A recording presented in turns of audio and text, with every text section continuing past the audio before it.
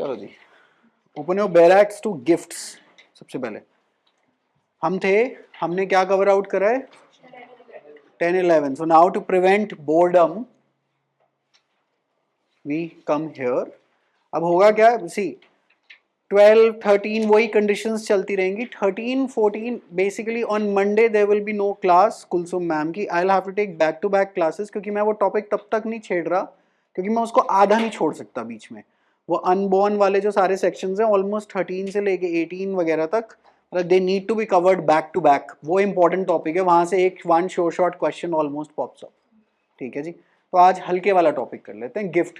This too is going to be covered only 50% क्योंकि मैं इसके साथ मर्जुल मौत और हिबा इसी के साथ निपटा दूंगा so that we can contrast out. तो वो फैमिली लॉ का एक टॉपिक यहीं से हमारी तैयारी होगी. मोहम्मद लॉ में अब हमने बैठ के कोई क्या बोलते हैं, कोई बैरक तो है नहीं, तो ऐसा कोई स्क्रिप्चुरल रेफरेंस भी नहीं लेनी, तो हम इसको साथ साथ ही निपटा देंगे, गिफ्ट, मर्जुल मौत एंड हिबा. ठीक है जी, क्योंकि वो they basically denote the same concept, अलग अलग नामों से हैं एंड अलग अलग कंडीशंस हैं. And for any damn state you need to contrast all of them. मतलब ये तैयारी आपकी कंसिस्टेंटली होनी चाहिए. I am in chapter 7, that is the first pre का MCQ. Which chapter of TPA contains the provisions for gifts? So that is chapter 7. ठीक है जी, तो 7 नंबर का गिफ्ट मिला मुझे. That's the mental trigger. ठीक है जी. अच्छा, अब ईश्वर की कृपा से ऐसा ना हुआ हो, लेकिन अगर हो चुका है जिंदगी में, मतलब नहीं होना चाहिए लेकिन अगर हो गया हो तो कोई बात नहीं. That is breakup. अब ब्रेकअप के बाद यूजुअली क्या होता है, सामने से फोन आता है कि जो सामान मैंने तुम्हें दिया था वो वापसी कर दो. सामान डेटिंग के टाइम पे क्या मिलता है? गिफ्ट ही मिलते हैं. In exchange for what exactly?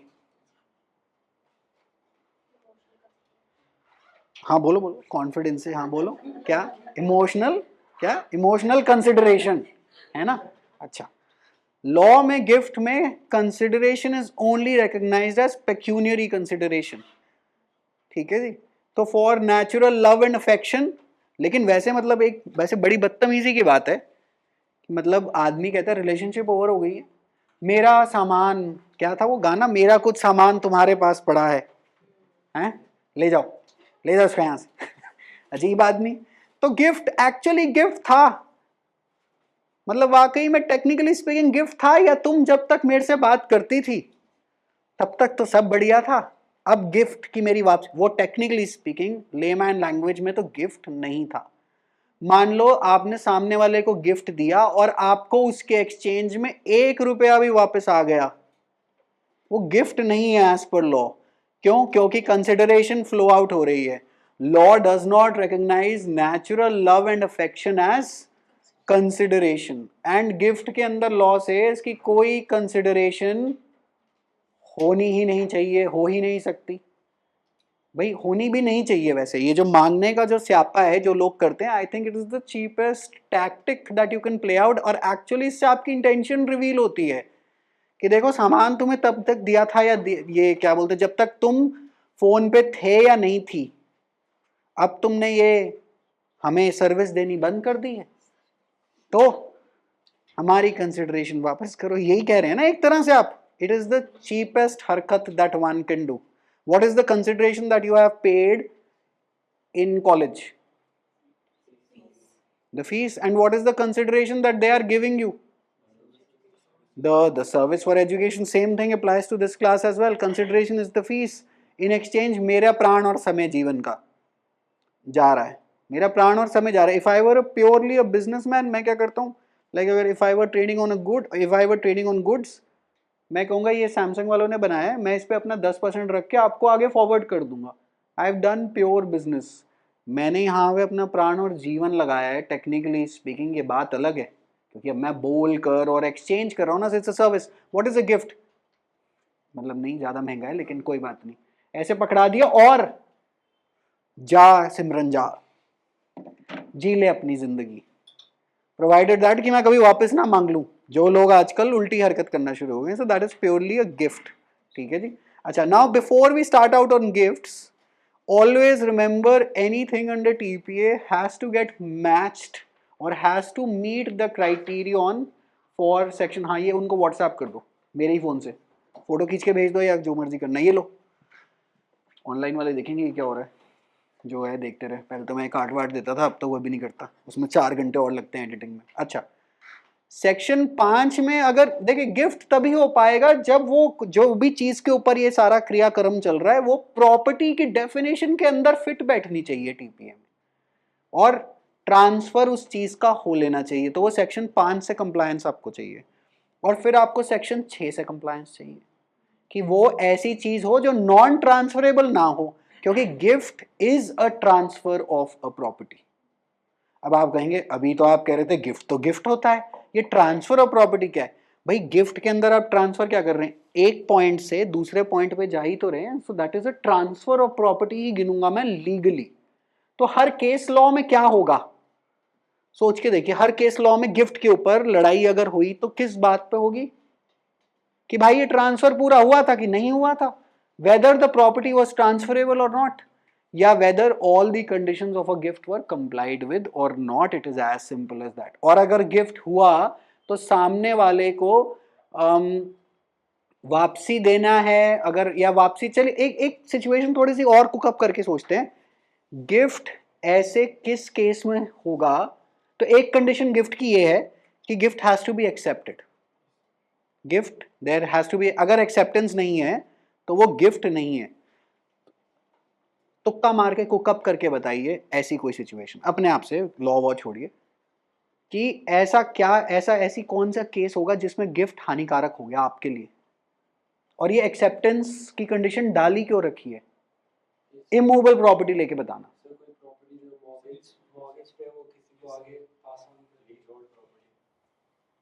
है, लीज होल्ड प्रॉपर्टी मान लेते हैं, यहीं से शुरुआत करते हैं, ठीक है। Property worth 10 crore is being gifted, okay. तो भाई साहब जीवन में बहुत खुशी है ना, प्रॉपर्टी वर्थ 10 करोड़, लॉ हो गया भाड़ में, कौन करेगा जुडिशरी कोचिंग, चलो जी अपने घर। और इसके अंदर ऐसे कौन से टैक्स हों कि उसके बाद आपकी शक्ल ये बन जाए, सोच के देखिए, मैथ्स लगाएं थोड़ी सी। With dash crore as taxes, अगर 10 करोड़ से ऊपर के टैक्स हुए ना इस पे पुराने, अगर एक्सेप्टेंस की कंडीशन ना डली हो, तो ये तो बहुत आसान तरीका है कि खुद का बेड़ा गर्क सामान किसी पे थोप दें कि लो जी मैं तो तुम्हारे लिए अपना दिल और प्राण लाया हूं, पता चले बाद में कह रहे दिल में 3 बार तेरे बाईपास सर्जरी हो गई है, क्या तो दिल लाया तू भाई, दिल तो तेरा मर रखा है already. Understood what is the intention of the legislature behind the compulsory acceptance of a gift? Otherwise, जैसे आप like for example, so as a female, अगर किसी ने इंस्टाग्राम के डीएम में स्लाइड होते हुए कोई आया और उसके बाद उसने गिफ्ट देने की कोशिश करी, you have full right to reject it. नहीं मैं तो तुम्हारे लिए गिफ्ट लाया। अगर आपने एक्सेप्ट करा, मान लेते हैं आपने एक्सेप्ट कर लिया, you have given a green signal to the guy to proceed ahead. अच्छा, और मान लेते हैं आपने 1-2 साल एक्सेप्ट करते रहे और उसके बाद कहते हैं I love you as a friend, कह रहे अरे अरे नहीं नहीं नहीं, ये तो बहुत बदतमीजी हो गई, क्योंकि अब वो ये काउंटर करेगा कि ये मैं पिछले 2 साल से क्यों मैं तुम्हारे साथ टहल रहा था तुम्हारे साथ, नहीं मुझे तो ऐसा कुछ लगा ही नहीं, ऐसा कुछ समझ नहीं, जो स्टैंडर्ड स्टफ है। इसीलिए एक्सेप्टेंस रिजेक्शन वहां पर भी आपकी डिस्क्रिप्शन पे दे रखी है ना, लॉ में सोच के देखिएगा, अगर ऐसी सिचुएशन को रोकने के लिए एक्सेप्टेंस देना, तो किसको प्यारी नहीं है 10 करोड़ रुपए की प्रॉपर्टी, मेरे को कोई लाके दे दो, मैं दुनिया से गायब। कह रहे जी वो कहा रहे थे मसूरी में पहाड़ पे इलेक्ट्रिक फेंसिंग करा रखी है, दुनिया से आराम से अपना अंदर रहते हैं, मैगी मूगी मंगाते हैं, अच्छे मौसम में बैठते हैं, कोई सिरदर्दी की जरूरत नहीं है। लेकिन मान लो उस पहाड़ पे कल को 20 करोड़ का टैक्स आ गया, कहती आत्महत्या कर ली उन्होंने, पता नहीं कहाँ गए, दिख नहीं रहे पिछले 5-7 साल से। Understood the intention. Every time that you're going to study the any section in any Baer Act, try to think ये इन्होंने ड्रामा करा है तो करा क्यों है लेजिस्लेचर ने, लाइक फॉर एग्जाम्पल सेक्शन 10 के अंदर जब हमने वो कंडीशन करी कि यार ये कंडीशन वॉइड है, ठीक है जी, तो condition void like for example condition to enjoy your property in the manner that you deem fit. तो दो 10 और 11 के अंदर क्या कराया था इन्होंने, 10 के अंदर इन्होंने क्या अवॉइड कराया था, that if you block out a further transfer that is void. 11 में क्या कराया था, मोड ऑफ एंजॉयमेंट अगर आपने ब्लॉक कराई तो वो वॉइड है, नहीं तो टल्क वर्सेस मॉक्से के अंदर उस केस में जिसमें आप दो प्रॉपर्टी के मालिक हैं वहां पे आप पड़ोस प्रॉपर्टी को वैसी कंस्ट्रक्शन या वैसा कुछ यूज केस रोक सकते हैं जिससे आपका बेनिफिशियल इंटरेस्ट हो रहा हो। ये वॉइड कराया तो कराया क्यों, क्योंकि अगर इन्होंने ये कंडीशंस वैलिड करा दी तो एब्सोल्यूट ओनरशिप जो ट्रांसफर हुई है उसकी वैल्यू क्या रहेगी।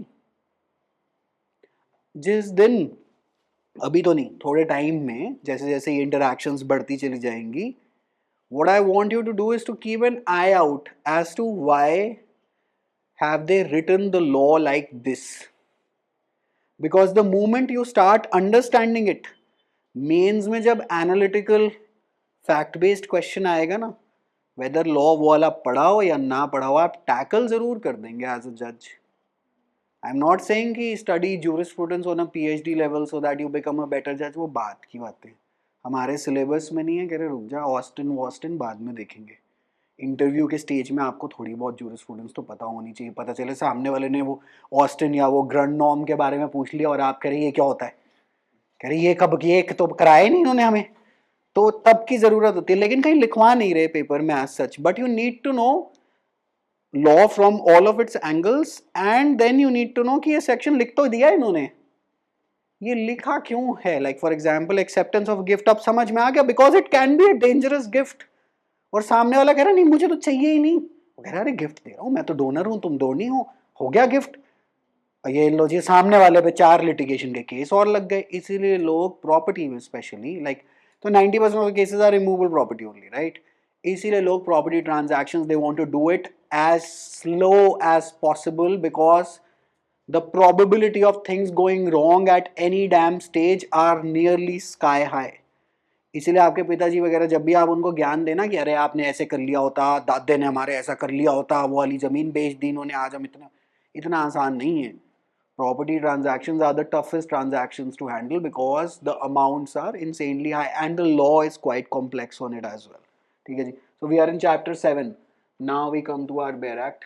अच्छा, ये तो कॉन्ट्रैक्ट एक्ट खुल गई है, मैं वही देख रहा था, मैं क्या यार ये किसने करा रखा है। ठीक है जी, chapter 7 of gifts defined, section 122, section number याद सदा ही 122 एंड 123 सदा ही याद होना चाहिए फ्रॉम टीपीए। तो विल के अंदर अब, हाँ अब वो विल के अंदर जब टेस्टामेंट्री पढ़ेंगे तो तब करेंगे। गिव विल्स आउटसाइड हो गए, बट क्वेश्चन आपका बहुत अच्छा है कि क्या आप मना कर सकते हैं कि विल में एक प्रॉपर्टी आ रही है सड़ी गली आपके सर पे और आप उसे नहीं एक्सेप्ट करना चाहते। बहुत अच्छा लीगल क्वेश्चन है, बहुत ही बढ़िया है। हिंदू सक्सेशन एक्ट में देखना पड़ेगा कि क्या हो सकता है क्या नहीं हो सकता। अच्छा, और इन्हीं क्वेश्चंस पे, ये बहुत वैलिड लीगल क्वेश्चन है, इन्हीं क्वेश्चंस पे रिसर्च करके जवाब निकाला जाता है। So there must be at least 5 supreme court judgments on this, जो कि हमें ढूंढनी पड़ेंगी कि यहाँ पे हो रहा है क्या नहीं हो रहा है। अच्छा, और ये आपका एग्जाम का एक क्वेश्चन भी है कि जी विल के द्वारा आ रही है प्रॉपर्टी, तो सामने वाला कह रहे भाई नो नो नो। अच्छा, और मान लो उसने मना कर दिया, अब क्या करें, वो प्रॉपर्टी किसकी, क्योंकि विल के द्वारा आ रही है, इसका मतलब जिसने आपको दी है वो तो जा चुके हैं और आपको देकर गए हैं, और आप कह रहे हैं मैं नहीं, मैं नो नो। अब क्या करेंगे, लीगल सिचुएशन बन गई, पेपर का क्वेश्चन बन गया। अब इसके अंदर क्या बनेगा क्वेश्चन, डीजीएस मेंस में क्या बनेगा क्वेश्चन इसी सिचुएशन पे, नहीं सोहम गंभीर was one student या sorry one businessman who died at such a such date wanted to give, पहले आधे पन्ने की कहानी बता देगा। अब फिर उसके बाद क्या करना है, आपने विल के बारे में बताना है, गिफ्ट से डिस्टिंक्शन बतानी है, एक्सेप्टेंस के ऊपर बात करनी है, रेलेवेंट सेक्शन नंबर लिखने हैं, और एंड में केस लॉ आपको पता होना चाहिए एटलीस्ट 2 इसके ऊपर की क्या क्या आ रखे हैं, बोले लो आंसर खत्म। तो हम जब तक हमारा जब भाई बैच जब खत्म होने की कगार पे होगा, ऐसा एक टॉपिक लिस्ट ज़रूर बना चुके होंगे हर सब्जेक्ट की, जो कि हमें बिल्कुल रेडीमेड चाहिए अपने आंसर्स। जैसे इसके अंदर मैं आपको बता चुका हूँ हिबा, गिफ्ट, मर्जुल, मौत, स्टैंडर्ड एक आंसर चाहिए ही चाहिए, चाहे कुछ हो जाए, वो रेडी चाहिए। 53 A part performance, standard answer ready चाहिए, ठीक है जी। Any question that relates to 5, 6, 10 and 11, standard answer ready चाहिए। Unborn person, born person, transfer of property, standard answer ready चाहिए। Mortgage, lease, gift, standard answer ready चाहिए। और हर topic में से ऐसे 10 से 12 शॉर्ट शॉर्ट टॉपिक हैं जहाँ पे ये अटके ही रहता है, जहाँ इसका दिल अटका हुआ है एग्जामिनर का, आपके का। क्यों अटका हुआ है? क्योंकि इसके अलावा पूछेगा क्या यहाँ से? कोई नहीं पूछ रहा कि जी एक काम करो, सेक्शन 31 के अंदर फलानी फलानी जगह पे एक कॉमा है, उसकी सिग्निफिकेंस बता दो। कोई नहीं पूछ रहा, ये पूछ रहे हैं कॉन्सेप्ट्स, ठीक है जी। Okay, now gift defined. Gift is the transfer, online batch 122 पे बैराक खोल लीजिए चैप्टर 7 में। Gift is the transfer of certain existing movable और इमूवेबल प्रॉपर्टी। दैट मीन्स पहला क्वेश्चन आ गया प्री का, gift is applicable on movable property, immovable property, both, neither, both या स्लैश आइदर, जो भी जिस भी हिसाब से इसने वर्डिंग आउट करी हो, ठीक है जी। मूवेबल और इमूवेबल प्रॉपर्टी। सेकंड कंडीशन क्या कह रहा है? वॉलंटैरिली। वॉलंटैरिली में फ्री कॉन्सेंट आ जाएगा। फ्री कॉन्सेंट आ गया तो सेक्शन 13 इंडियन कॉन्ट्रैक्ट एक्ट 1872 भी आ गई, क्योंकि remember TPA is just a hyper extension of the Indian contract act. If they wanted they could have just included one chapter under the Indian Contract Act and explained। मन मुसीबत ये कितने section, जितने भी section की बेर act है, वो कॉन्ट्रैक्ट एक्ट मोटी बहुत हो जाती है, उन्होंने अलग काट के यहाँ पर, just to make life easy, ठीक है जी। कितने सेक्शन, लास्ट सेक्शन नंबर है 137, और ऑलरेडी उसमें तो पता नहीं, आई थिंक 200 के तकरीबन ज़्यादा, 100 का तो काट दी उन्होंने, 76 to 123 वो वहाँ से ले गए। वो कह रहे भाई समझ नहीं, अच्छा उन्होंने 100 का भी, देखिए उन्होंने कॉन्ट्रैक्ट एक्ट में से 100 का भी निकाल दी 1930 में, I think, if I am not mistaken about the year, right. ये अलग अलग चीज़ें इन्होंने काटी क्यों है? स्पेसिफिक रिलीफ भी वहीं से निकाल दी, अलग की, अलग कर दिया है काम, ताकि सब कुछ बस ऑर्गेनाइज रहे, ठीक है जी। ओके, पहला question, which kind of property, movable और इमूवेबल, मैं प्री के बारे में बात कर रहा हूँ। प्रॉपर्टी मेड वॉलंटैरिली, दूसरा क्वेश्चन, विदाउट कंसिडरेशन। कंसिडरेशन की डेफिनेशन दे रखी है सेक्शन 2 क्लॉज डी, याद रखनी। इंडियन कॉन्ट्रैक्ट एक्ट का सेक्शन 2 के सारे क्लॉजेस याद रखने हैं कि कौन से क्लॉज में क्या दे रखा है। तो सेक्शन 2 क्लॉज डी, कंसिडरेशन, ठीक है जी। और ये चीज़ें मुझे टिप्स पे चाहिए, तो अब ये क्या याद करने का क्या तरीका है? कंसिडरेशन सी से, सी वर्ड से शुरू हो रहा है, डी क्लॉज में है, दिमाग में लगा देना। अच्छा, और ये याद भी तो रहना चाहिए, तो ऐसे बार बार बार बार बोल बोल के याद रह जाए, इवेंचुअली 1 आध साल लगता है, ठीक है जी। Okay, by one person called the donor to another called the donee। तो दो लोग हैं यहाँ पे, वहां पे अभी तक हम क्या बात करते हुए हैं? Transferor, transferee, donor, donee. दोनों जिंदा रहने चाहिए या एक मर जाए तो चलता है? सेक्शन 5 में क्या था? दोनों जिंदा रहने चाहिए। Everything in TPA has to comply with Section 5 and Section 6. It's as simple as that. Okay. And accepted by or on behalf of the donee। ये by the donee या or on behalf of the donee कौन करेगा? अगर बंदा minor हुआ तो guardian, guardian, right. अच्छा, बंदा इंसेन हुआ, गार्डियन। सिंपल बात है। अगर आदमी की खुद की कैपेसिटी नहीं हुई एक्सेप्ट करने की, तो उसके बिहाफ पे किसी से भी करा दो। मैंने भी दान्या जी को बोला कि कर दे साइन, मेरे बिहाफ पे कर रहे हैं, राइट। ये टॉट में कौन सी रिलेशनशिप हुई? मास्टर सर्वेंट, कॉन्ट्रैक्ट में इसी का नाम principal agent, simple. Fiduciary relationship भी है, एब्सोल्यूट ट्रस्ट एंड फेथ की है, ठीक है जी। अब मान लो दान्या जी ने ऐसी कभी ज़मीन पे ही की, सर बोलते थे साइन कर दिए, लो जी ज़मीन पे भी कर दिया। मैं जब तक ऑथराइजेशन नहीं दूंगा तब तक वो कोर्ट ऑफ लॉ में वैलिड नहीं है। मैंने जिन कागज़ पे इनको बोला है कि साइन कर दो, वो किसी एम्बेसी में किसी थर्ड पार्टी के जाने, एम्बेसी वालों को बहुत पता है मेरा साइन क्या है, वहाँ कोई फ़र्क नहीं पड़ता। अच्छा, यही बैंक में वो माइक्रोस्कोप लगा के चेक करते हैं कि यही बंदा है, हल्की सी वेरिएशन हुई, कहते हैं no sorry buddy, not happening, ठीक है जी। ओके, अच्छा, acceptance when to be made. Such acceptance must be made during the lifetime of the donor and while he is still capable of giving। इसके पीछे का भी कुछ ना कुछ लॉजिक होगा। मान लो डोनर ने आपको एक प्रॉपर्टी दी और आप उस पर मौन रह गए, आपने कोई उसको एक्सेप्टेंस नहीं दी, ठीक है। ट्रांसफर कंप्लीट हुआ? नहीं हुआ। ट्रांसफर कंप्लीट नहीं हुआ तो टाइटल या इंटरेस्ट किसके पास है? डोनर के पास ही है। डोनर चल बसा, सोच लेते हैं। और डोनी भैया आप कह रहे हैं वो प्रॉपर्टी तो मेरे पास आ गई थी, मैंने स्वीकार, कह रहे हैं अरे टाइटल ट्रांसफर कब हुआ था जो तुम्हारे पास आई थी? लेकिन वो चचा जान ने मेरे को दी थी वो प्रॉपर्टी। वो कह रहे चचा जान चले गए ऊपर, चचा जान चले गए ऊपर, टाइटल आपके पास जिंदा होने तक ट्रांसफर नहीं हुआ क्योंकि सेक्शन 5 कह रहा था 2 लिविंग पर्सन चाहिए थे। सेक्शन ट्रांसफर ही नहीं हुआ तो अब क्या है, sorry as in title transfer ही नहीं हुआ, इस बेचारी को क्या ट्रांसफर हो गया? ट्रांसफर ही नहीं हुआ तो अब क्या होगा? आपके पास वो प्रॉपर्टी आई नहीं। प्रॉपर्टी अगर आई नहीं आपके पास क्योंकि आपने एक्सेप्टेंस दी ही नहीं थी, तो प्रॉपर्टी आपकी नहीं हुई, अब दोबारा कैसे लेंगे हम उनसे प्रॉपर्टी?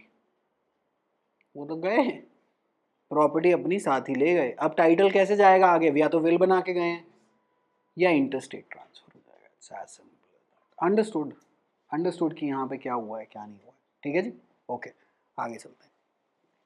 इसीलिए लिखा हुआ है कि इनसे पूछो, मतलब इनको एक्सेप्टेंस तब दो जब ये जिंदा है, and while he still capable of giving. अच्छा अब इसका क्या लॉजिक होगा, सोच के देखते हैं।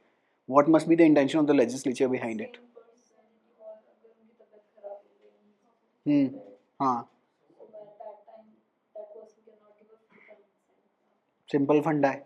मान लेते हैं while he still capable of giving, मान लेते हैं अब उनकी क्षमता ही नहीं रही प्रॉपर्टी आपको देने की, और जब आपको उन्होंने गिफ्ट करने की कोशिश करी थी तब तो आप शांत रह गए।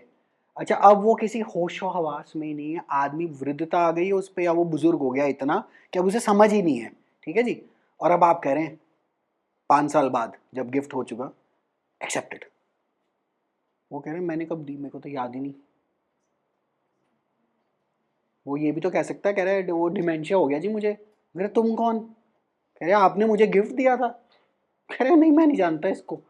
ये तो पूरी की पूरी ट्रांजैक्शन पे इतनी ज्यादा लिटिगेशन बढ़ जाएगी। इसीलिए एक्सेप्टेंस तब दीजिए जब सामने वाले की क्षमता भी हो उसको समझने की। Understood the core point? Okay.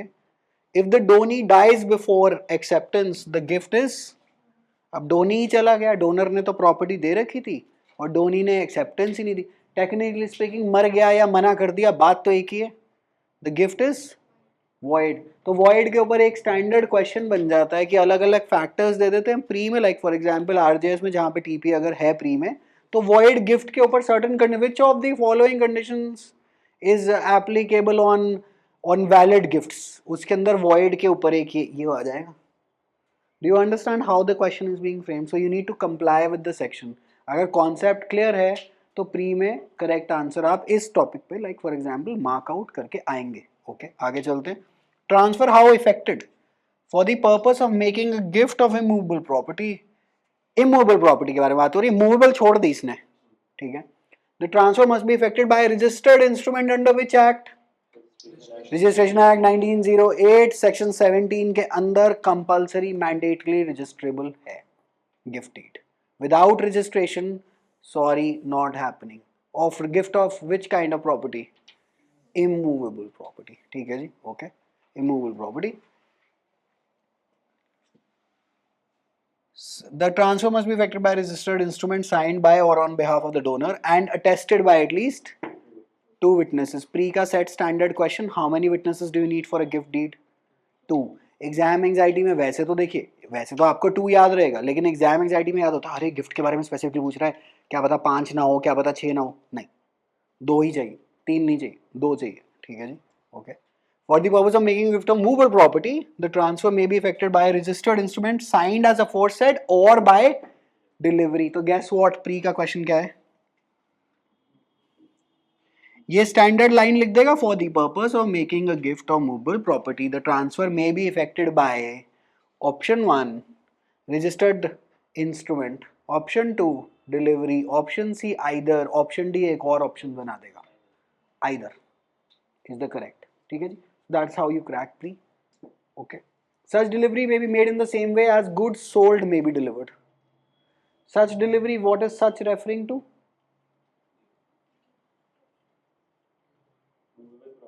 ठीक है, मूवेबल प्रॉपर्टी, सिंपल है. कल की क्लास के लिए मैं जजमेंट्स भेज दूंगा आज रात को, क्योंकि हर जजमेंट का प्रिंट आउट निकालना और उसके जेरोक्सेस कराना तो बहुत दिक्कत की बात हो जाएगी. जो मोस्ट इंपॉर्टेंट है उसके हम प्रिंट आउट और जेरोक्सेस निकाल लेंगे. मैं ऑनलाइन कॉपी भेज दूंगा. ट्राई करिए, अगर मतलब नहीं भी कर पाए तो भी चलता है मुझे, बट ट्राई करिएगा कि ऊपर ऊपर से एक बार जजमेंट देख कर आएंगे तो बेटर समझ में आ जाएगी. कौन सी वाली? हाँ, लास्ट दो भी हैं, बट वो एक एक पेज, उसमें ज़्यादा कुछ है नहीं. वो मैं सिर्फ लैंग्वेज के लिए निकाल रखी है. मैं नई, लाइक फॉर एग्जांपल एक टीपीए की मुझे मिली है इसी जनवरी की, कि रजिस्टर्ड सेल डीड किस डेट से ऑपरेट होती है. तो वो बढ़िया काम हो जाएगा हमारा, रजिस्ट्रेशन एक्ट और टीपीए का अभी अभी हाथ के हाथ हो जाएगा. छोटी सी जजमेंट, 8 पेज की जजमेंट है. ये वाली जो सुप्रीम कोर्ट की जजमेंट है, यहीं से कहानियां निकलती हैं मेंस के लिए. बट हम कभी भी इस रेस में नहीं है कि हम वो कहानी ढूंढ लें जिससे हमें क्वेश्चन पता चल जाए. वो रेस की प्रोबेबिलिटी, मतलब वो ये है कि आप कॉन्स्टेंटली बाउंसर के लिए प्रिपेयर कर रहे हैं, और इवेंचुअली अगर पेपर में एक बारी बाउंसर आ गई तो चलो जी ठीक है, लेकिन बाकी तो अलग अलग बॉलर आएंगे ना. तो you need to be a good batsman, able to handle, who needs to be handling all the situations rather than focusing कि वो एक बॉल तो मैं प्रिपेयर करके, पता चला उसने डाली नहीं. तो आपको सारी की सारी प्रिपरेशन करके चलनी है. ठीक है जी, हो गया, ये समझ में आ गया. मूवेबल का काम भी हो गया. ठीक है जी. Gift of existing and future property. A gift comprising both existing and future property is void as to the latter. मतलब फ्यूचर के बारे में कह रहे हैं नहीं मुझे पसंद नहीं है. एक बात वैसे भी सुनना, जो प्रॉपर्टी आपकी है ही नहीं उसका गिफ्ट करोगे कैसे, पहली बात. या दूसरी बात, जो प्रॉपर्टी आज एग्जिस्ट ही नहीं करती उसका कैसे, मतलब उसको आप गिफ्ट ट्रांसफर करोगे कैसे. आप उसको, मान लेते हैं आपने एक प्लॉट खरीद लिया और आप उसमें कह रहे हैं, खाली प्लॉट खरीदा ज़मीन, और उसमें कह रहे हैं कि इसका फर्स्ट फ्लोर मेरे होने वाले नाती के नाम. भाई साहब, खाली प्लॉट है, फर्स्ट फ्लोर एग्जिस्ट ही नहीं करता, कैसे गिफ्ट करा दोगे आप. पहले उस चीज को एग्जिस्टेंस में तो आने दीजिए, है ना जी. ये तो वो हो गया कि सामने वाली ने हाय का हाय जवाब दे दिया और आप सीधा शेरवानी मन में डाल लिए हैं और कह रहे हैं बस रिश्ता तो पक्का ही समझो. कह रहे अरे अभी तो केवल हाय आया है. सिंपल बात है कि नहीं. प्रबल जी हंस रहे, प्रबल जी के साथ ही हो चुका है. ठीक है, कह रहे नहीं नहीं हुआ नहीं हो भी ना. चलो जी, अब मेन कोर थ्योरी के नोट्स बनाने शुरू कर लेते हैं. सेक्शन पे भी आएंगे, बाय द वे भी सेक्शन छूटे नहीं है, 50% ही काम होना आज. Gift is the transfer of ownership without consideration.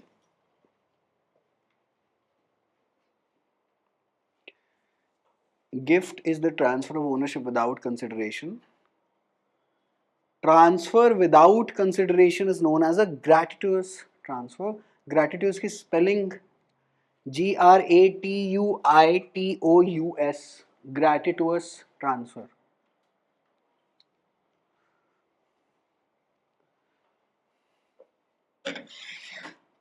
Gratuitous transfer.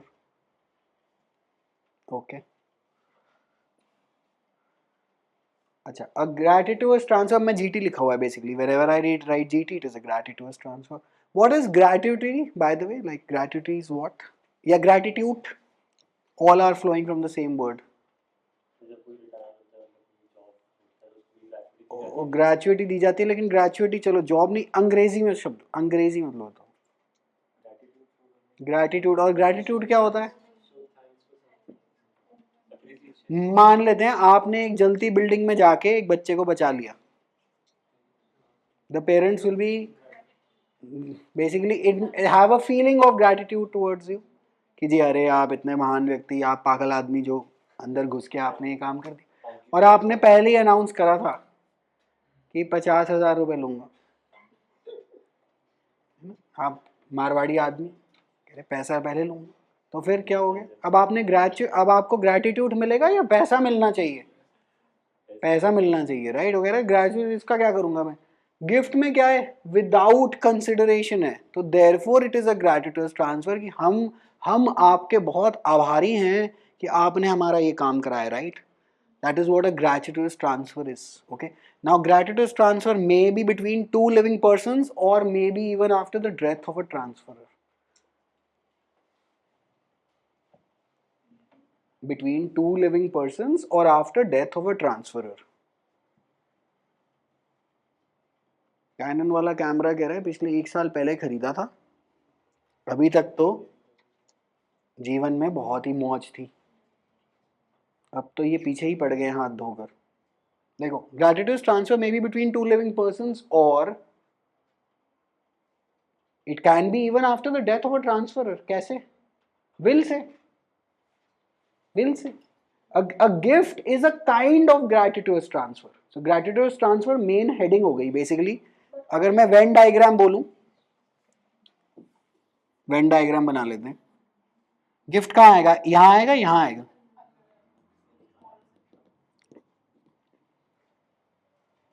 Simple है, यही है ना. All gifts are gratuitous transfers, but not all gratuitous transfers are gifts. अरे ये Venn diagram यहाँ कैसे आ गई? एंट्रेंस में कराते थे ये तो, है ना जी. All Divya are Prabal but some Divya are not Prabal. बताओ जी, does the third conclusion follow? यही बनाते थे ना क्वेश्चन, ये इसीलिए बनाते थे कि पल्ले पड़ जाए. ये समझ में आ गया, राइट? तो ऐसे कौन से ग्रेट्युटस ट्रांसफर होंगे? विल से अगर कोई प्रॉपर्टी आ रही है, भाई कंसिडरेशन तो नहीं दे रहे ना आप उसकी. सामने वाला दादाजी खुद कह रहे हैं कि अब से ये प्रॉपर्टी मेरे सुपुत्र की हुई. अच्छा, अगर दादाजी को कैसे? दादाजी ने खुद कमाई होगी और दादाजी गुजरने के बाद सुपुत्र को देगा. ग्रेट्युटस ट्रांसफर ही है. However it is not a gift. लेकिन आप कहेंगे लेकिन सर गिफ्ट विदाउट, ये सारी कंडीशंस तो मैच हो रही हैं. नहीं हो रही, बंदा ही नहीं है, एक्सेप्टेंस ही नहीं है, तो गिफ्ट के साथ कैसे कंप्लाई हो रहा है? गिफ्ट की डेफिनेशन के अंदर तो नहीं फॉल हो रहा.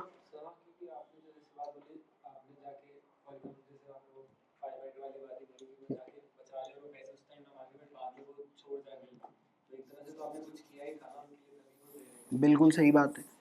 अच्छा, सो गिफ्ट, तो अब ये क्या है? Gift can be inter vivos या testamentary. What is testamentary? By will, and that is not covered under TPA because it deals with non-living people. It is dealing with an inter vivos transfer, and secondly it is dealing with transfer by operation of law and not by act of parties, जैसा कि हमने पहली class में समझा था. TPA was only concerned with when the transfer is taken by act of parties. जब बंदा ही नहीं है तो एक्ट क्या करेगा?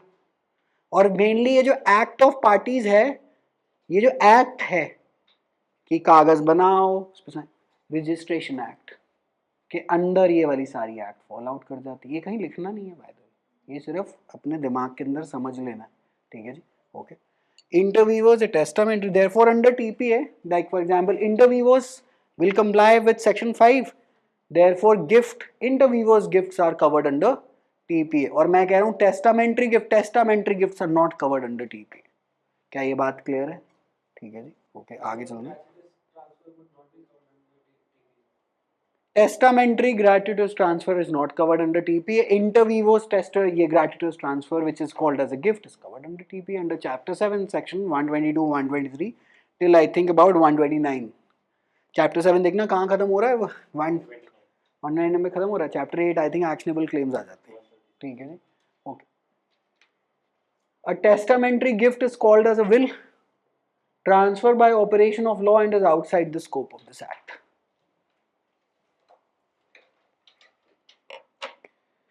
अच्छा, एक बात तय हो गई. अगर मेरे को गिफ्ट का टॉपिक तैयार करना है तो मैं क्या करूंगा? चैप्टर 7 पढ़ लूंगा. हिबा, मर्जुल मौत और विल साथ में अगर इकट्ठे ही काम कर लिया मैंने तो मेरा टॉपिक तैयार हो जाएगा. अच्छा, and then we can confidently cook up one to do list for the exam, और उसके अंदर से ये काटा मार दिया कि भाई ये तो मेरा तैयार ही पड़ा है ना.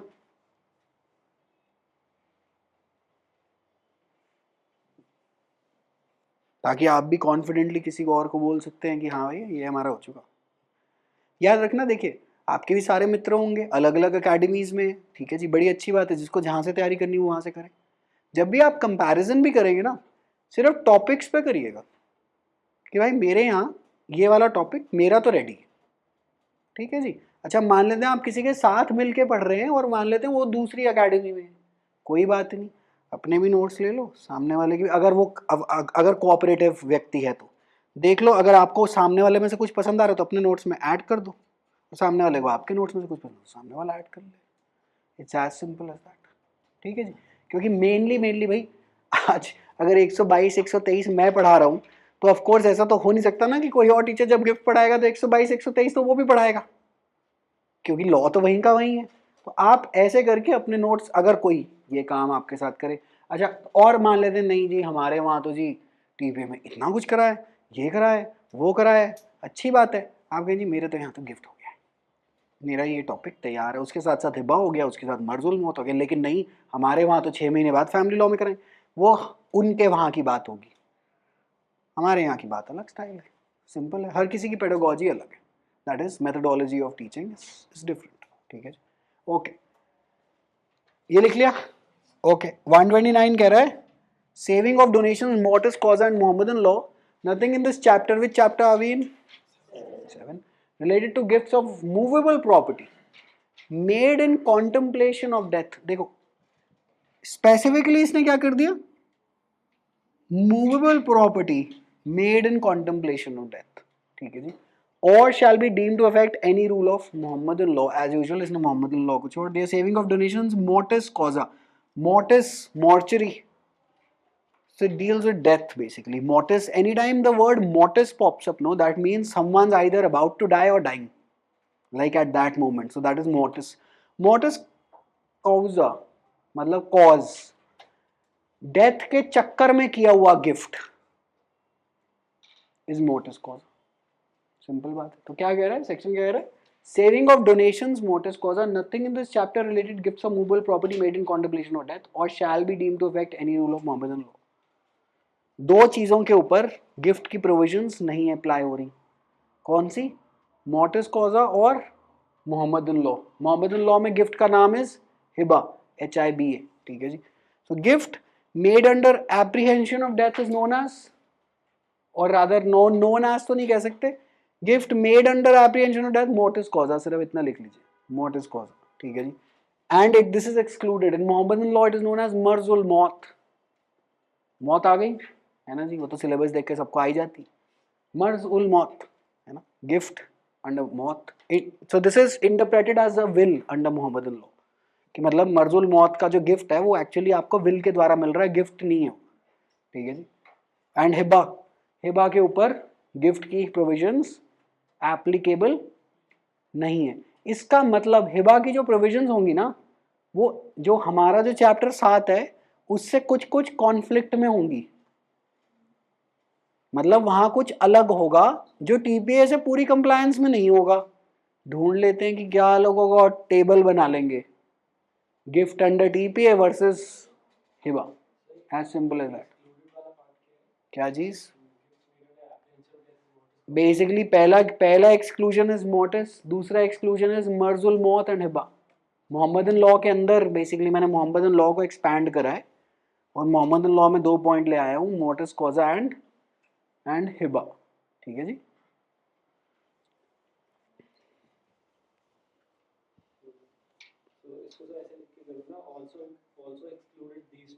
हाँ हाँ आपकी इच्छा, आप जैसे भी लिखें। एक्चुअली पता क्या है, लाइक फॉर एग्जाम्पल ये जैसे मैं ये लिख के ला रहा हूँ, this is only to save time, technically speaking ये मेरे हैं, तो ये इनको देख के मेरे को पता चल जाता है कि मैं क्या बोलना है मेरे को। ठीक है जी, अच्छा आप कहेंगे अरे जैसे कई लोग कहते हैं अरे देख के पढ़ा रहा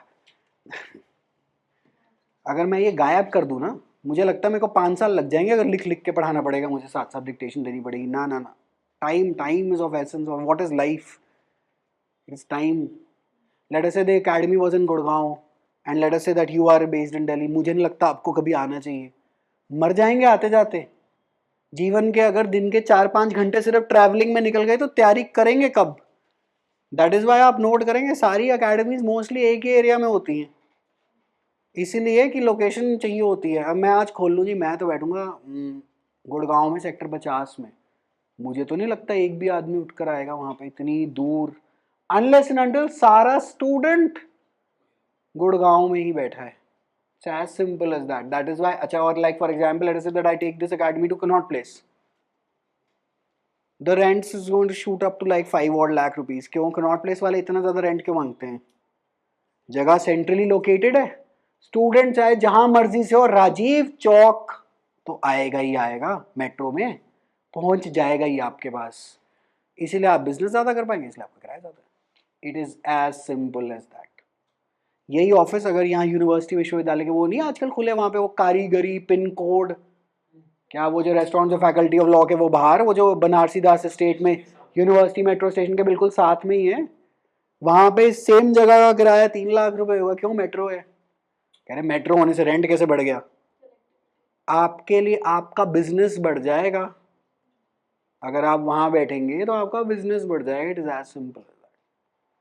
understand how the real world also functions. कह रहे जी क्लास के साथ साथ लाइफ लेसन भी मिल ही जाते हैं आपको।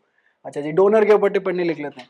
Must have capacity as well as a right to make the gift. इसकी पहली बात तो आदमी की कैपेसिटी होनी चाहिए। कैपेसिटी शराब वाली नहीं है, capacity you need to be capable to make a gift ना, अदरवाइज मतलब कैसे होगा? How will you make the gift? And the right to make the gift से मतलब उसके पहले ओनरशिप होगी तो ट्रांसफर करेगा ना। गिफ्ट में टेक्निकली स्पीकिंग क्या कर रहा है? गिफ्ट में एब्सोल्यूट ओनरशिप ट्रांसफर हो रही है। सिंपल बात है कि नहीं? एब्सोल्यूट ओनरशिप ट्रांसफर हो रही है।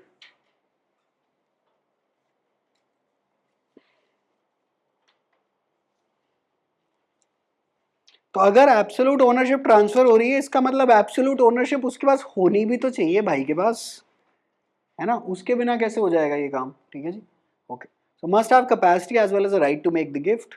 If donor has the capacity to contract, so that means he needs to be competent to contract. कौन सा सेक्शन? आईसीए का 11। It is as simple as that. What makes a better answer of the TPA? ICA के section डालने शुरू कर दो, automatically better answer बनना शुरू हो जाएगा। As simple as that. क्योंकि टीपीए के सेक्शन तो हर कोई डाल देगा और ऊपर से वहाँ बेर एक्ट पड़ी हुई है कि नहीं? ठीक है जी। और अगर सिविल साइड में पूरा ट्रायल ही चलाना है तो सीपीसी के प्रोसीजर वाले डाल दो, सिंपल है। और कहीं पे एविडेंस लेना हो तो उसके रेलेवेंट फैक्ट अगर समझाना हो तो, अब तो कह रहे एविडेंस एक्ट बदल गई। अच्छा, और ये गलत फहमी हटा दीजिएगा कि आपको पुरानी वाली नहीं पढ़नी या पुराना वाला सब खत्म। हाँ तो पुरानी तो पढ़ोगी। सुनो, मान लो कल को एज ए जज तो क्या पुराने केस बंद हो रहे हैं क्या? वो तो उन्हीं एक्ट्स के हिसाब से चलेंगे ना। इनफैक्ट ये नई सिरदर्दी है कि भाई साहब पुरानी भी पढ़ो और नई भी पढ़ो। या तो पुरानी का चैप्टर ही बंद हो जाता तो ठीक था। अब ये सीपीसी भी नहीं ले आएंगे। जिस दिन ये सीपीसी नहीं ले आए ना, पब्लिशर 5 स्टार में पार्टी देंगे, उनकी किताबें छपेंगी। ठीक है जी। वैसे ये सेव द पेपर कराते रहेंगे, ये सीपीसी नहीं तो ला के छोड़ेंगे। उसके बाद क्या होगा? काफी लोगों की पार्टी होगी, काफी लोगों का नुकसान होगा। It's as simple as that. काफी लोग कोविड में बन गए, काफी लोग बर्बाद हो गए। हर चीज का साइड इफेक्ट है। Okay, section 11 of the ICA. तो जब जब कॉम्पिटेंसी मेंशन करें, सेक्शन 11 मेंशन कर दीजिए। Okay, he is deemed to have capacity to make the gift as long as, मैं डोनर की बात कर रहा हूँ, मेजॉरिटी के हैं एंड साउंड माइंड के हैं। और मेजॉरिटी के साथ हमने क्या कसम खा रखी है कि हमने क्या लिखना है? Majority, Indian majorities act section 3 and guardians and ward act 1890। अगर मतलब मैंने गलत नहीं बोला तो आपके नोट्स में होगी। ठीक है जी। बार बार जब तक बैच एंड होता है तब तक इतनी बारी दुखी कर दूंगा आपको बोल बोल के। और अभी एक आध क्लास हम ऐसी भी लेंगे जिसमें प्योर रिविजन्स है, प्योर की प्योर रिविजन्स की। आज जरा बोलो कि क्या क्या है और क्या क्या नहीं है। ठीक है जी। अच्छा, गिफ्ट बाय माइनर और इनसेन पर्सन, सिंपल बात है। क्यों? कैपेसिटी ही नहीं है। कैपेसिटी ही नहीं है, वो जानता ही नहीं कि वो क्या कर रहा है, तो गिफ्ट पूरा कैसे होगा? उसे पता ही नहीं है कि मैं ये गिफ्ट कर रहा हूँ। माइनर से आप, पापा ने कहा है यहाँ साइन कर दो, पापा ने साइन करवा लिया और उसके बाद वो पापा मेरी जान गा रहा है एनिमल से, कह रहे ये क्या कराया तुमने मेरे से, सारी प्रॉपर्टी की प्रॉपर्टी चली। और अच्छा, और इनसेन हो।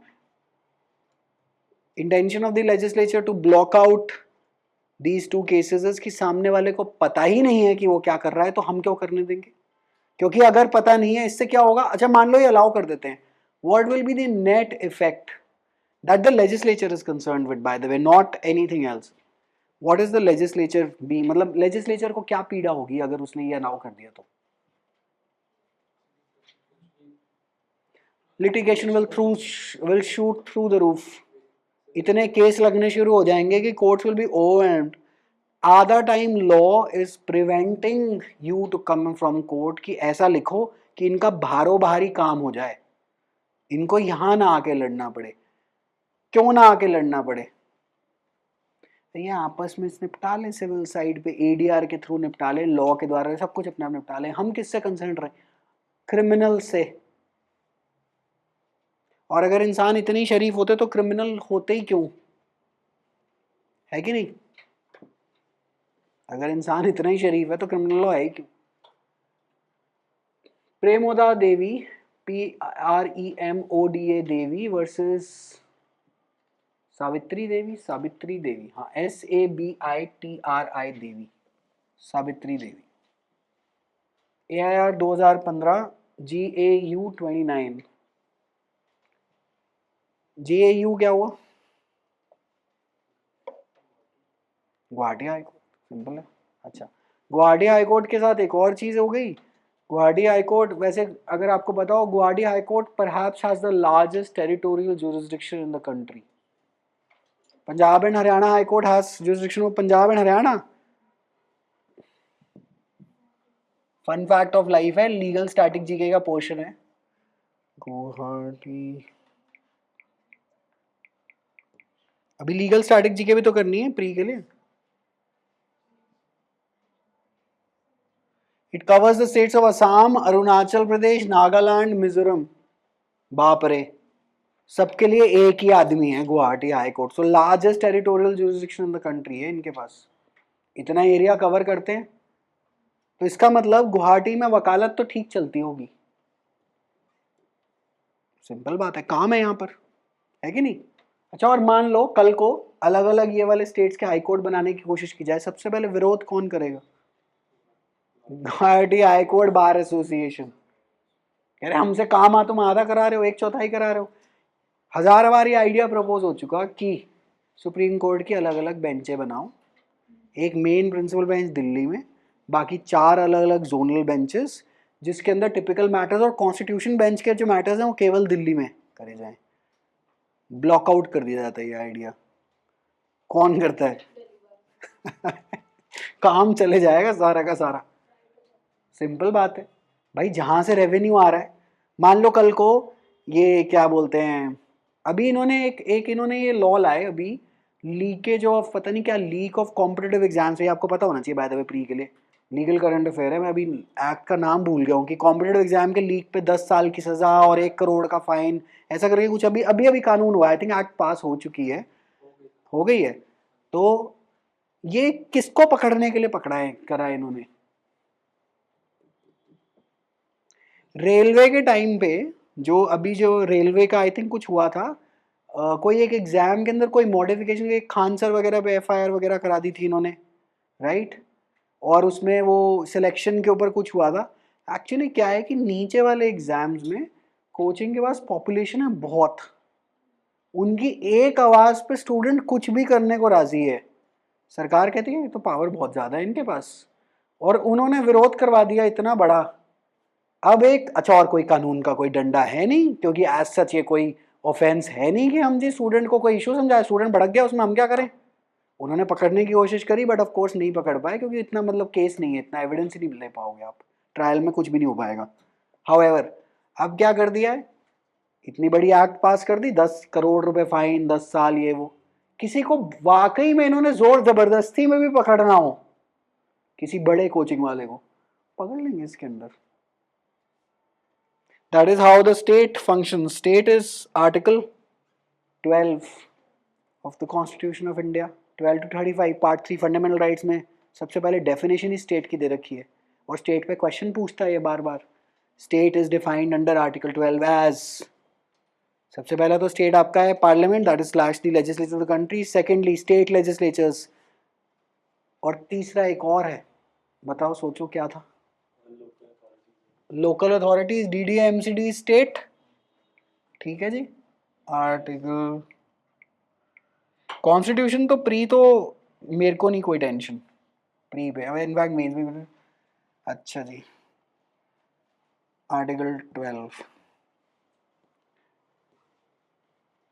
state includes option A government and parliament of India, option B government and legislature of each state, option C all local other authorities within the territory of India or under the control of government of India। ये क्या मतलब हुआ, within the territory या or under the control, ये कौन bodies हुई, embassies, even outside। ये तो अंडर टेरिटरी में तो वो पीएसयू वगैरह कवर कर ही नहीं इन्होंने, ये एम्बेसीज और कॉन्सुलेट्स। इस पे स्टैंडर्ड क्वेश्चन होता है DULLB में तो 4 बार पूछ चुका है आई थिंक, मतलब जब तक DULLB होता था 22 तक, 19 से लेके 22 तक आई थिंक 2 बार ही तो इसने पूछा था तब, और उससे पहले भी स्टैंडर्ड पूछता ही है डेफिनेशन ऑफ स्टेट। ठीक है जी, और ये स्टैंडर्ड प्री का क्वेश्चन है, the state has been defined under which of the following articles. ठीक है जी, आर्टिकल 12। ओके, इस केस लॉ के अंदर ये बताया गया, इंसैनिटी और unsoundness has to be proved by those seeking to set aside the gift deed. ठीक है जी, तो किसके ऊपर है बर्डन ऑफ प्रूफ, भाई कोई ना कोई तो गिफ्ट डीड चैलेंज करने आया ना कोर्ट में, वो कह रहा है नहीं जी ये तो अनसाउंड है या ये इनसेन है, तो उनकी बर्डन ऑफ प्रूफ किस पे है, जो कोर्ट जाके ये बात कह रहा है वो आके बता दे। बर्डन ऑफ प्रूफ का फैंसी साउथ दिल्ली नाम लीगल, ओनस प्रोबांडी। ठीक है जी, तो बर्डन ऑफ प्रूफ या onus to prove it is on the party that alleges unsoundness of mind, है ना, वही बताए वही प्रूव करे जो अलेज कर रहा है। एडवर्सेरियल सिस्टम में ना eight the end of the day, आप इनक्विजिटोरियल में तो है नहीं, इनक्विजिटोरियल के कुछ कुछ एलिमेंट्स हैं आपके लॉ में, वैसे एडवर्सेरियल सिस्टम में। ठीक है जी, okay, by those seeking to set aside the gift deed। अगर आप ये अच्छे अच्छे नन्हे मुन्ने जो प्यारे पॉइंटर हैं मेंस के आंसर में लिखना है, बहुत अच्छा आंसर बन जाएंगे कि भाई बर्डन ऑफ प्रूफ भी बता रहा है, एक स्टैंडर्ड सेट टिप, कोई भी कॉन्सेप्ट जब भी एक्सप्लेन करें उसके बर्डन ऑफ प्रूफ किस पे वो जरूर डाल दें। आपको लग रहा होगा ये तो कॉमन सेंस है, हम अकेडमिक्स पे लड़ रहे हैं।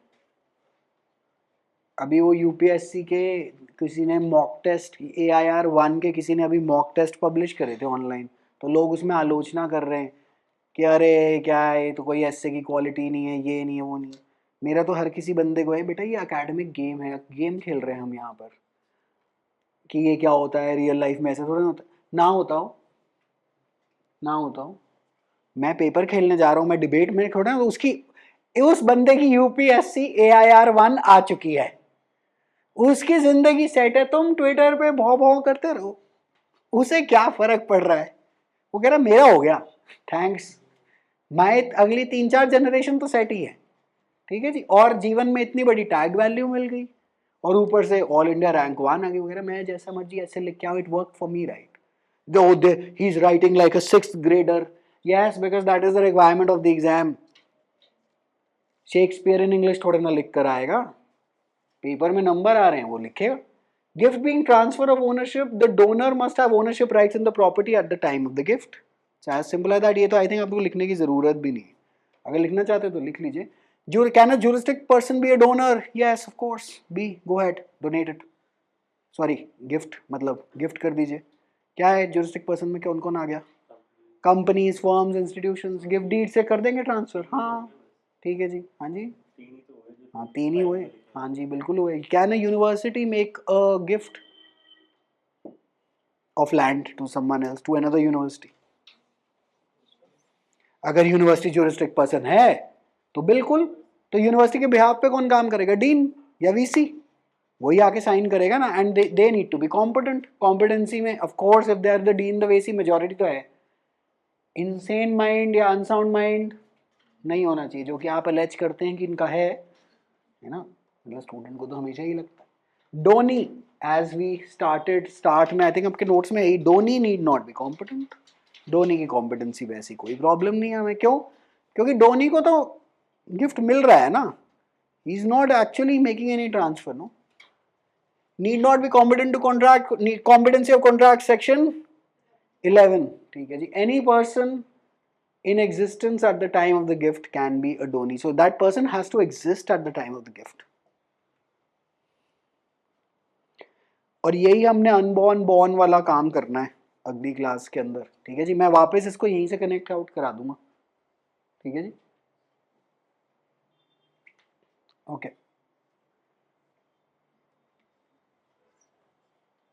माइनर हो डोनी या इनसेन हो या इवन इन चाइल्ड्स, मतलब बेसिकली इन मदर्स वूम हो, चाइल्ड्स वूम लिख दिया मैंने, मदर्स वूम या चाइल्ड इन मदर्स वूम होना चाहिए, मदर्स वूम हो तो उसके बिहाफ पे if the person is competent कर लो एक्सेप्ट, क्योंकि एक्सेप्टेंस जरूरी है ना जी। और एक्सेप्टेंस का लॉजिक, सड़ी गली प्रॉपर्टी ना पकड़ा दे कोई, राइट, पता चले फंसा ही गया गिफ्ट देकर, करेक्ट।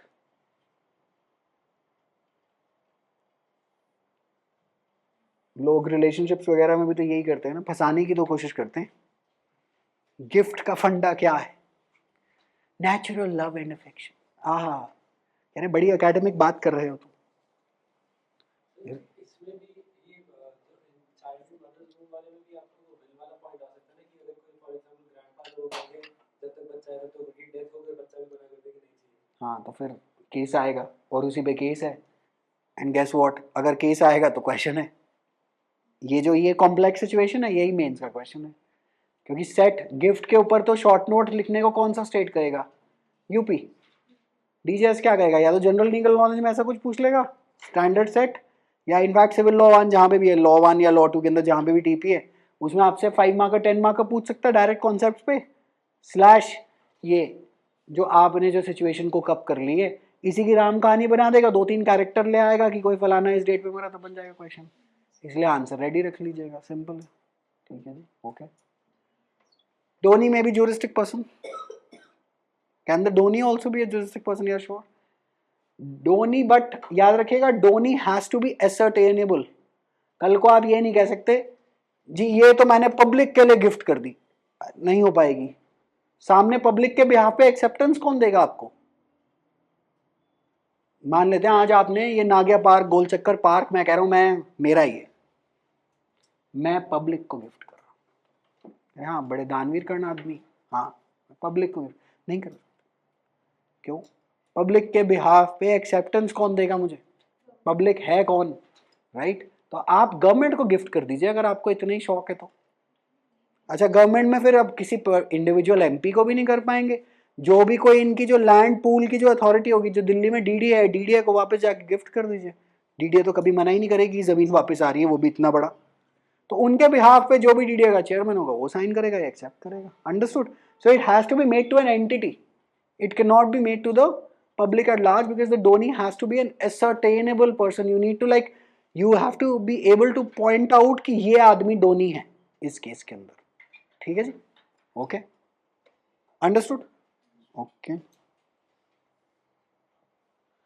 अब गिफ्ट के एसेंशियल एलिमेंट्स, अच्छा मान लेते हैं you need to gift to a deity, मुझे बटुक भैरव जी के नाम पर अपनी पूरी जायदाद करनी है,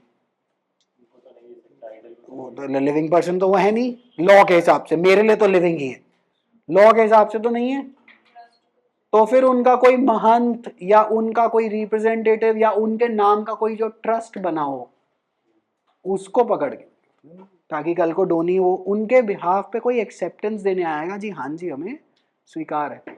essential elements of valid gift, there must be transfer of ownership, point number 1।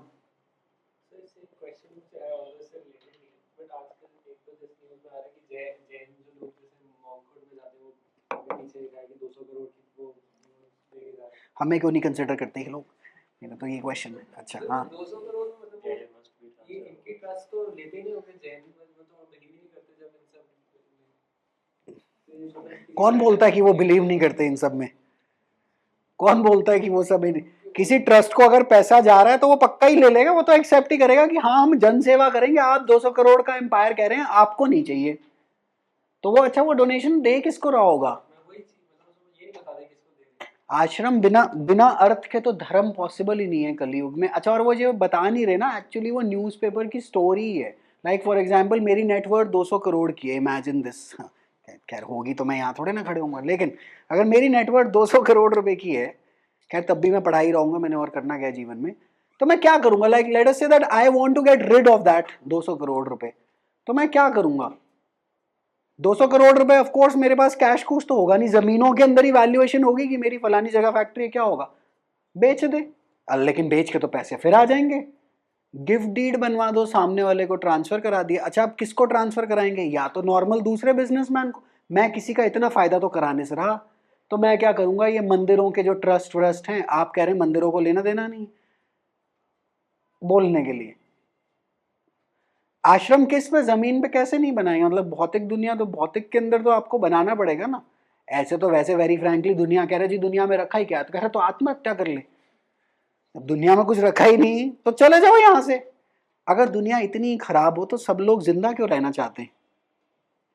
ऐसे बोलने की बात है, किसी ट्रस्ट को नहीं चाहिए, पक्का चाहिए इनको, सब कुछ चाहिए। फिर ये कहते हैं कि देखो basically after market you have to live on arms and एक वो झाड़ू और बस वो दे देते हैं, तो मैंने कहा सबने मानना ही, तो फिर तुम पैसे कैसे? तो वो ट्रस्ट वालों को दे देते हैं, ट्रस्ट वाले अपने और मंदिर बना लेते हैं या आश्रम बना लेते हैं, और आश्रम बना लेते हैं कि अच्छा अब तुमने तो सब छोड़ दिया, कहीं रहोगे तो सही, फिर भी आश्रम में जाके रह लो।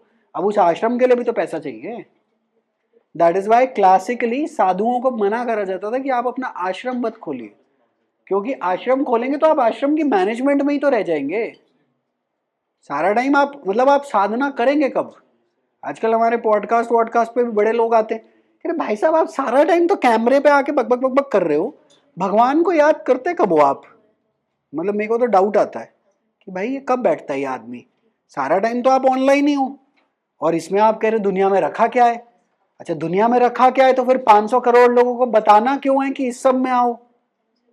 मतलब बेसिकली ये वो एंडलेस फिलोसॉफिकल डिबेट्स हैं। लेकिन मैं आपको ये बात बता दूं कि ये लड़ाई सदा ही थी, रामायण में भी यही थी, महाभारत में भी यही थी, परशुराम के टाइम पे भी यही थी, हर जगह यही लड़ाई है। जरा पढ़ लीजिए, मारकाट है हर जगह। क्यों है? दो ही, मतलब बेसिकली दो ही चीजों पे लड़ाई है, इनफैक्ट एक ही चीज पे लड़ाई है, उसका नाम है feminine energy, and that is translated in the material world as property, cash, women, liquor, या किसी भी टाइप की आप कह सकते हैं शक्ति। बस वही इतनी सी लड़ाई है दुनिया की। आप प्रॉपर्टी अपनी खुली छोड़ के दे देते, कब्जा हो जाएगा बिना बाउंड्री वॉल के, तभी तो लोग दौड़ते हैं। अच्छा तो कोई ना कोई आ तो रहा है ना कब्जा करने, वकील तो खुश है, ऐसा होगा तो किसी वकील की रोटी चलेगी नहीं। अच्छा जी, property must be existing property. Third, transfer has to be without consideration. Fourth, made voluntarily with free consent. Okay, and free consent is given in 13। ठीक है जी, competency to contract is 11, section 13, consideration section 2 clause D, and gift must be accepted by transferring. That is how you break down the section, और ये mains में लिखना है। आप कहेंगे क्या बच्चा गिरी है, ऐसे हाँ ऐसे ही लिखना है, बताकर आना है उसे कि you have recognised all of the sine qua non of the section, understood? Okay, लिख लिया ये, मैं ऊपर चले जाऊं? ठीक है, ओके। ट्रांसफर ऑफ ओनरशिप, पहला पॉइंट को एलैबोरेट कर लेते हैं। ट्रांसफर ऑफ ओनरशिप, ओनरशिप क्या है? Absolute interest in the property, meaning पूरी। तो आप गिफ्ट क्या लीज की गिफ्ट कर पाएंगे? सोच के देखिएगा, नहीं कर पाएंगे। क्यों? क्योंकि आप वहां पार्शियल इंटरेस्ट ट्रांसफर करते हैं ना, and we are only concerned with absolute interest. So have you conceptually understood that why can't you give a property on lease via a gift deed? ठीक है जी, क्योंकि एब्सोल्यूट इंटरेस्ट नहीं transfer हो रहा। ठीक है जी। अच्छा मान लेते हैं आपने किसी को, आप बहुत दानवीर कर्ण आदमी, वही 200 करोड़ वाले हैं, और आपने अपनी एक बहुत बड़ा लैंड बैंक है आपके पास 5 एकड़ का, और आप किसी यूनिवर्सिटी को फ्री में देना चाहते हैं, लाइक ओनरशिप नहीं ट्रांसफर कर रहे, लीज किराया नहीं लेना चाहते, तो लीज डीड फिर भी बनवाओ। उसका कारण क्या है? टाइटल तो आप ट्रांसफर करने में इंटरेस्टेड नहीं है ना, उससे नॉमिनल 1 रुपया ले लो महीने का, that is as good as free only. और आपके ऊपर है, आपकी इच्छा, आप जितने पे भी मर्जी दीजिए, आपकी जमीन है, कोई लॉ में आके कोई कुछ नहीं कह सकता, अनलेस एंड अनटिल टुमारो ये प्रूव हो जाए कि किसी ने सर पे पिस्तौल रखी थी, राइट? तब तो फिर वो वॉइडेबल की तरफ आप चले गए। Okay, now transferor donor must divest himself of absolute interest in the property, must intend to pass all. मैं दोबारा पढ़ देता हूं। Transferor/donor must divest himself of absolute interest in the property, must intend to pass all. फिर अगले page पे चलते हैं, must intend to pass all का सेंटेंस कंप्लीट आउट कर देंगे।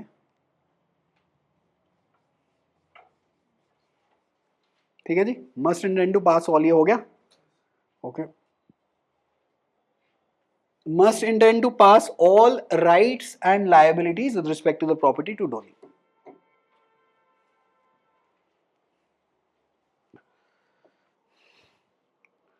तो अब मैं रैंडम किसी भी क्लास पे अगर आपसे, जब हमारा काम खत्म हो जाएगा, हिबा मर्ज उल मौत और ये सब, अगर रैंडम आपसे कॉन्ट्रैक्ट एक्ट के सेक्शन और कंसिस्टेंटली मतलब गिफ्ट के बारे में अगर कोई क्वेश्चनिंग कर दूं, तो आई विल एक्सपेक्ट, क्योंकि देखिए बैच साइज है बहुत छोटा, तो आई विल एक्सपेक्ट कि आप रिवाइज करके कॉन्सिस्टेंटली इस टॉपिक को रिवाइज करते रहिएगा ताकि दिमाग में ये रहना चाहिए।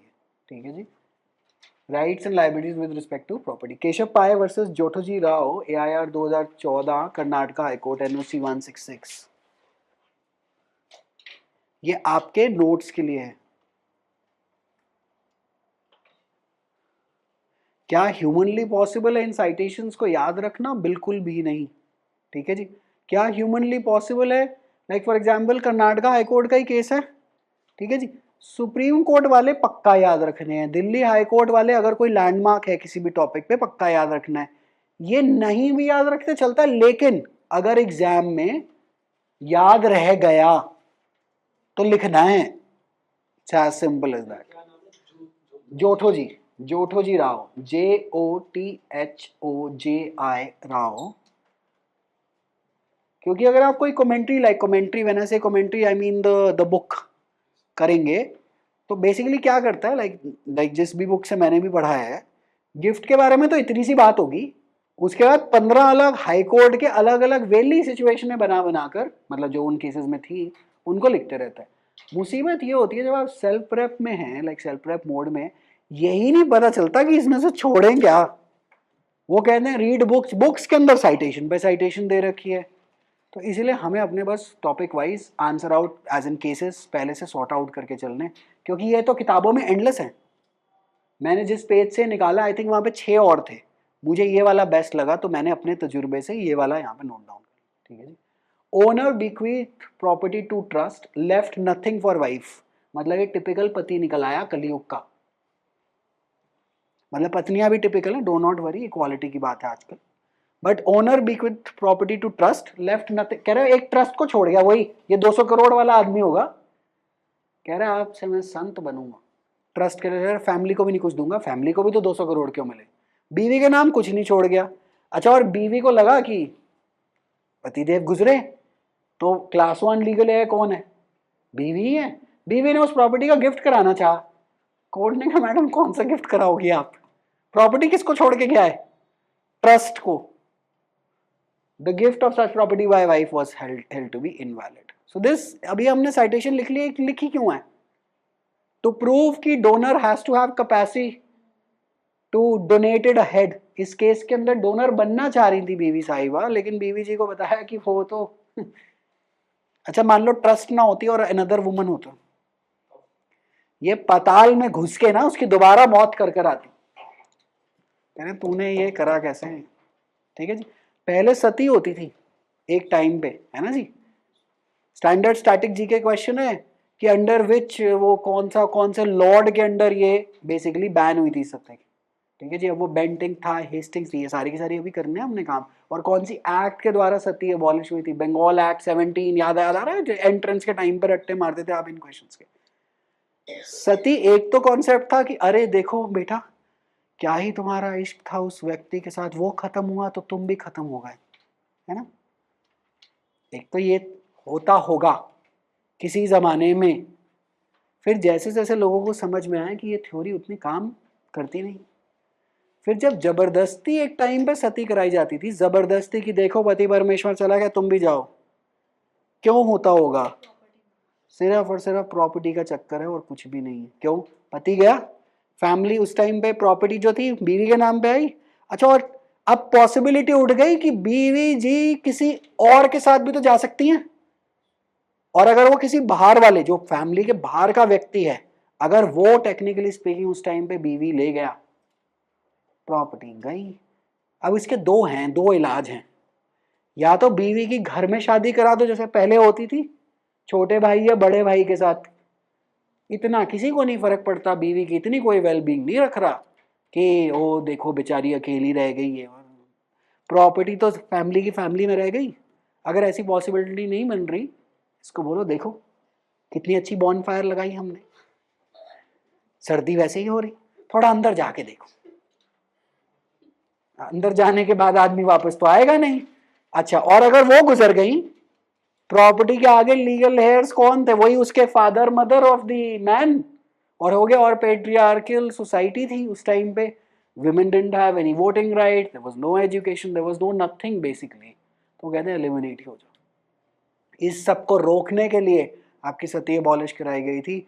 एवरीथिंग अगर आप घुमा फिरा के कर देंगे ना, mostly you will find there is some immovable property at the back end of all operations of law. हाँ बस, और क्या है। देखिए अभी तो ये हाल तब है जब साथ कुछ लेके नहीं जाना। बाय चांस अगर जमीन साथ जारी होती कि ये टाइटल डीड आपके मृत्यु के बाद भी आपकी, लोग एक दूसरे का कत्ल कर दें। अभी तो ये प्रूवन है कि साथ कुछ नहीं जाता, कहीं 1% कुछ साथ जा रहा हो तो भाई साहब हालत खराब कर देंगे। अच्छा, property has to be existing property, property which is subject matter of gift, movable और मूवेबल, टैंजिबल इंटैंजिबल दोनों, हैज टू एग्जिस्ट। मैं कह दूं तान्या जी को कि देखो ऐसा है, मेरे गुजरने का कोर्ट रूम बाय TLOI का ट्रेडमार्क तुम्हारा। Does she actually has the capacity to gift it ahead right now? No, no। क्यों? मैंने कोई एब्सोल्यूट इंटरेस्ट अभी डाइवेस्ट ही नहीं करा इन पे, ये आगे कैसे?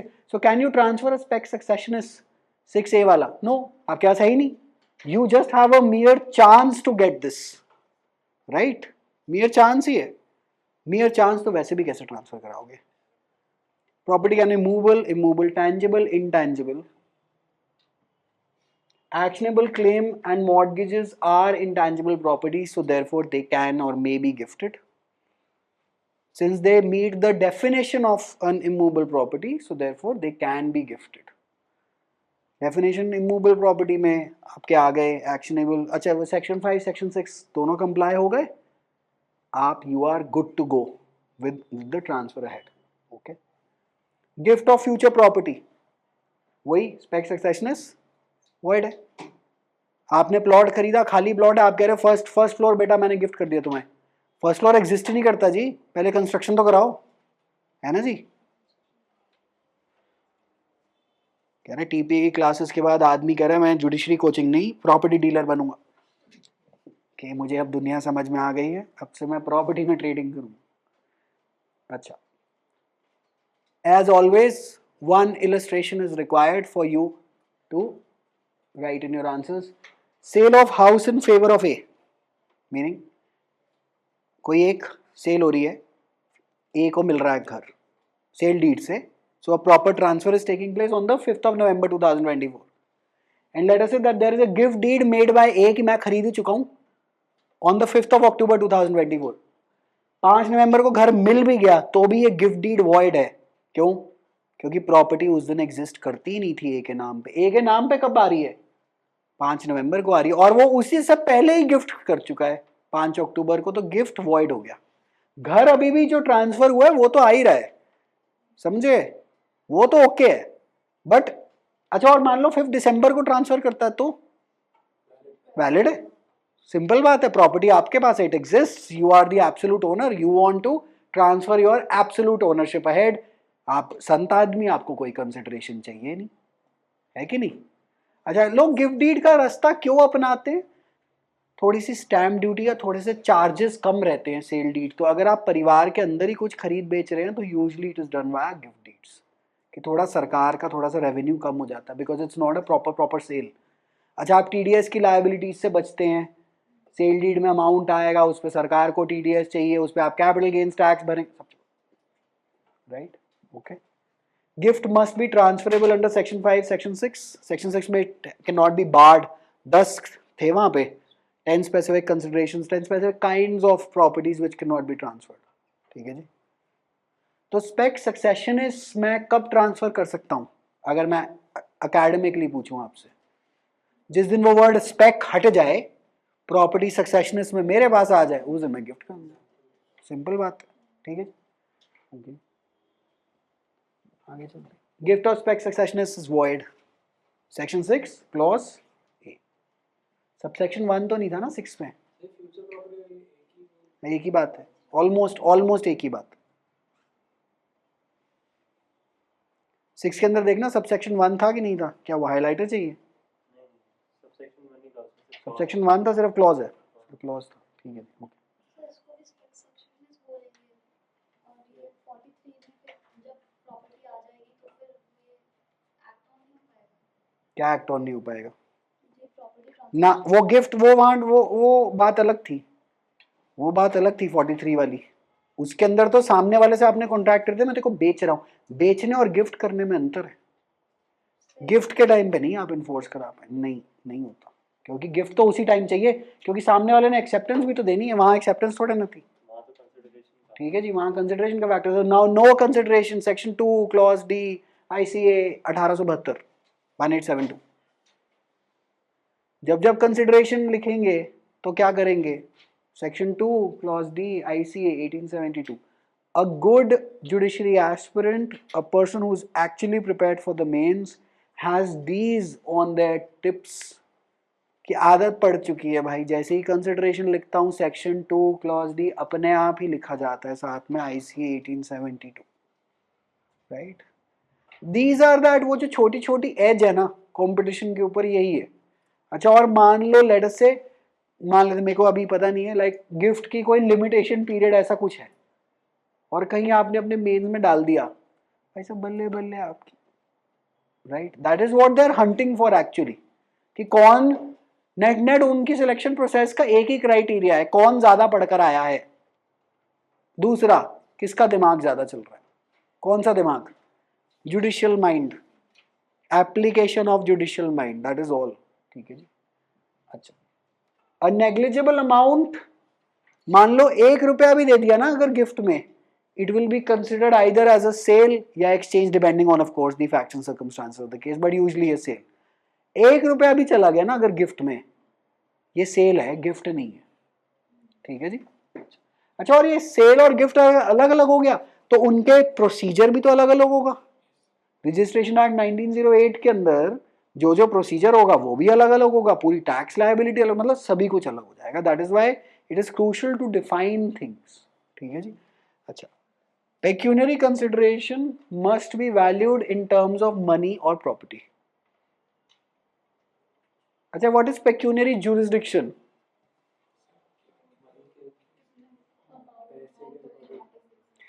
पैसे के अकॉर्डिंग कौन से कोर्ट रूम या कोर्ट में केस लगेगा, that is pecuniary jurisdiction, right. Pecuniary means money, so therefore यहां पे भी जो कंसिडरेशन की बात हो रही है ना, it has to be valued in terms of money और property. Mutual love and affection is not a pecuniary consideration. भाई मैंने आपको गिफ्ट दिया, एज ए नहीं, मैंने आपको नहीं, मैं अपने पे नहीं ले सकता एग्जाम्पल। आपने किसी को गिफ्ट दिया, सामने से आपको नेचुरल लव एंड अफेक्शन आई, ये कंसिडरेशन नहीं है। वही रिलेशनशिप खत्म होने के बाद कह रहे नेचुरल लव एंड अफेक्शन तो अब नहीं है। वैसे गिफ्ट देने के बाद आई हुई लव एंड अफेक्शन इतनी नेचुरल तो रह नहीं गई, इनऑर्गेनिक है। आपने इंस्टाग्राम पे पोस्ट बूस्ट कर दी है, पैसा देकर उठा रहे हैं लाइक्स, यही है ना।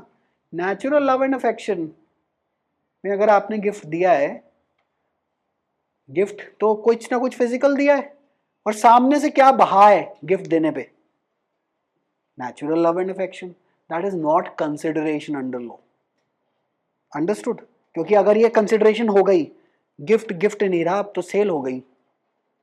समझ में आया कि मैंने क्या बोला है? पूरी वैलेंटाइंस डे की इंडस्ट्री इसी पे टिकी हुई है। Natural love and affection is not a pecuniary consideration. ठीक है जी।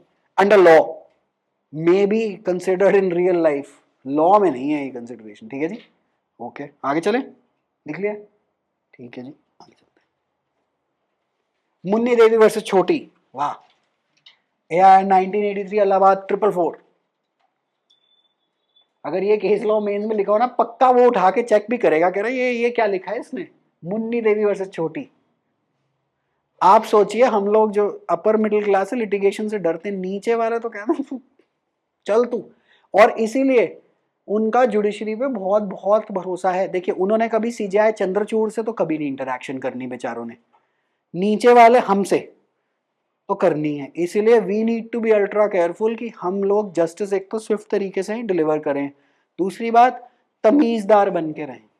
जैसे मेरे साथ लोक अदालत में लेके गए थे कॉलेज से, तो मेरे सामने किसी का डिवोर्स का वो आया हुआ, हाँ वो उसमें जब मतलब बेसिकली वो लड़की वाज नॉट इंटरेस्टेड हम्म, किसी और के साथ, हाँ उसका आफ्टर मैरिज जज उस लड़के को समझा रही थी, हाँ तो वो बहुत आराम से कहती कि तुम बेमतलब इसमें घुस रहे हो, वो तुम्हारे साथ नहीं आना चाहती, हम्म तुम छोड़ दो, नहीं तो जिंदगी भर के लिए फंसोगे अलग, और ऊपर से मेंटेनेंस भी अलग देनी पड़ेगी, हम्म, क्योंकि तुम्हारे फेवर में नहीं होने वाला केस, तो उसी के पास ही जाएगा। उसने पहली बता दी। और वो बोल रही है मुंह पे, वो कह रही कि तुम नहीं, तुम्हारी मम्मी भी बोल रही, समझ जाओ, कह रही नहीं कोई बात नहीं, कह रही अरे मैं तुम्हें समझा रही हूँ, नहीं। कह रहे तो अगली बार कह रहे लॉयर लेके आना, हाँ और फिर लिटिगेशन करो। अगर नहीं करो तो तुम्हें जेल में डाल दूंगी। आधे केस आधे कोर्ट रूम में लड़ाई ईगो पे है।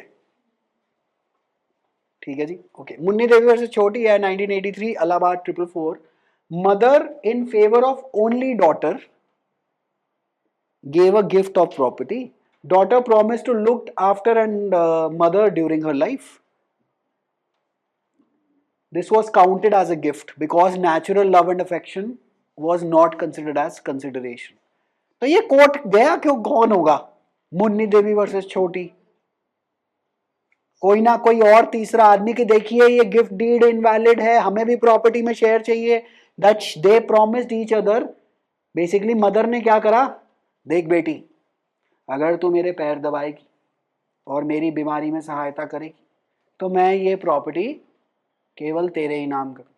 और मान लो 2 बच्चे और हैं, अच्छा ये ओनली डॉटर, या चलो मान लेते हैं एक और कोई फिक्शनल फैमिली है, वो जाके कोर्ट में खड़े हो जाएंगे कि देखिए सर ये तो कंसिडरेशन, तो किसी वकील ने आर्ग्यूमेंट को कब करना करा शुरू किया होगा कि देखिए जी देखिए इनकी तो ट्रेडिंग हुई है प्रॉपर्टी की, गिफ्ट तो हुआ ही नहीं, ये गिफ्ट डीड इनवैलिड है, इसीलिए प्रॉपर्टी तो नॉर्मल सक्सेशन से जाएगी, राइट? कोर्ट की जजमेंट है। तो अगर आप जाए फॉर एग्जांपल आप क्या करेंगे, अगर आप अपने लेटर से गिफ्ट के ऊपर कोई दिल्ली हाई कोर्ट में कोई गिफ्ट डीड आपके परिवार में चैलेंज हो गई है, ऐसे केस लॉ कोर्ट करेंगे अगर कंसिडरेशन पे बेसिकली मामला। अच्छा और मान लो कंसिडरेशन पे नहीं बात हो रही किसी और बात, तो उस एस्पेक्ट के केस लॉ लाएंगे, ये वाला छोड़ देंगे। इसका क्या करेंगे आप केस में, ये तो बेसिकली। अच्छा और मान लो आपके पास कोई केस लॉ ही नहीं है, केस बनाने का ही नहीं है, मतलब इन द सेंस आपका केस बन ही रहा, आपके पास प्रेसिडेंट्स की कमी है, डालो लप्पे वप्पे मारो, क्योंकि ऐसे वकील फिर फीस किस बात की लोगे। सर ऐसा एक केस हमने पहले भी पढ़ा है जिसमें मदर हम्म ने अपनी डॉटर की को सू करा था, हम्म जबकि उन्होंने उसकी बाहर भेजा था फॉर सम डिग्री और उसको मेंटेनेंस भी दिया था फॉर 3 इयर्स। हमने क्लास में कराई। हाँ, अच्छा पता नहीं, किसी अब और तो भूल गए हम। कोई और topic अच्छा चलो जी ठीक है। अच्छा what about voluntarily, what about voluntarily? Voluntarily means free will and free consent. Free consent section 14, that means free consent में याद है अगर सेक्शन 14 के अंदर क्या कहता था, free consent is consent if the following are missing, मतलब of course that is not the language of the section. Coercion, undue influence, coercion section 15 as defined, undue influence कहाँ पे थी, सेक्शन 16, ठीक है जी। एंड फ्रॉड सेक्शन 17 कह रहे, हाँ याद आ रहा है, याद आ रहा है, जो CUET PG में मेरे से पूछा भी नहीं गया वो मैं याद करके गई।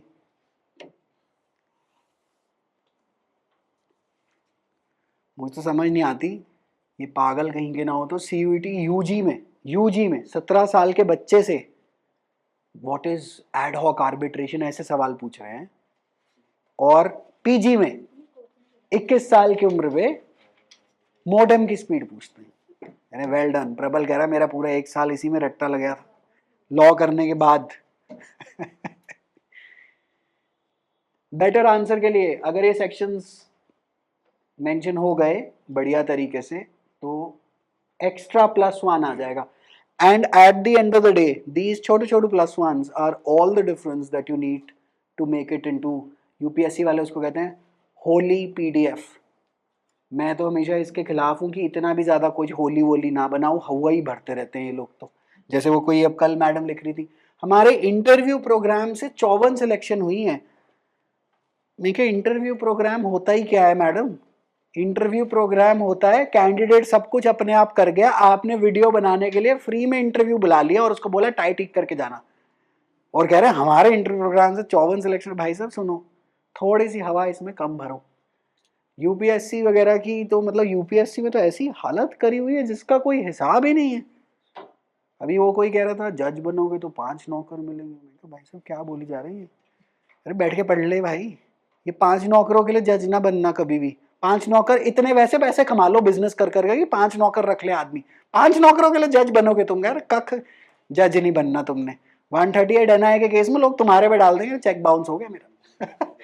इंद्रसन Singh versus Yudhishthir Singh, AIR 2008, NOC 1649 Jharkhand. अब ये बड़ा इंटरेस्टिंग केस है, ये मतलब बड़ा ही मजेदार केस है जो कि आपको देखते ही समझ में आ जाएगा that how the litigation on gift deeds is basically done. Indrasan Singh versus Yudhishthir Singh, AIR 2008, NOC 61649 Jharkhand. कुछ याद करने की जरूरत नहीं, I don't believe that you need to include such cases. Jharkhand का केस है वैसे भी, मतलब I am not looking down upon the state but I don't believe that you will be able to recall it in the exam. However situation देखते हैं। Donor is an illiterate old lady who had 4 daughters। Donor कौन है? Illiterate old lady. Illiterate मतलब gift deed नहीं पढ़ पाएगी, ठीक है जी। Gift deed only in favour of 1 daughter। भाई बाकी इसके ऊपर ऐसे माथे पे क्या डायमंड लगा होगा कि बाकी 3 पे नहीं है। The other 3 daughters are plaintiffs, they allege that this daughter's husband procured the gift deed when the mother was in an unconscious state of mind। उसे पता ही नहीं कि वो क्या कर रही थी। And witnesses were strangers also, witness कोई फैमिली का नहीं आया, witnesses were strangers like complete third party जिनको ये भी नहीं पता कि डीड में क्या साइन हुए क्या नहीं हुए। अब देखिए रोल ऑफ विटनेसेस का हिसाब लगाइए। अगर विटनेस में से इनके प्लेंटिव के ये जो प्लेंटिव आई हैं, अगर इनमें से 2 विटनेस होते या इनके पति होते या इनके बच्चे होते तो जज साहब पूछ सकते थे कि आपने अफीम खा रखी थी उस टाइम पर जब ये डीड एग्जीक्यूट हो रही थी, आपने उसी टाइम क्यों नहीं मना कर दिया कि ये तो हो नहीं सकता।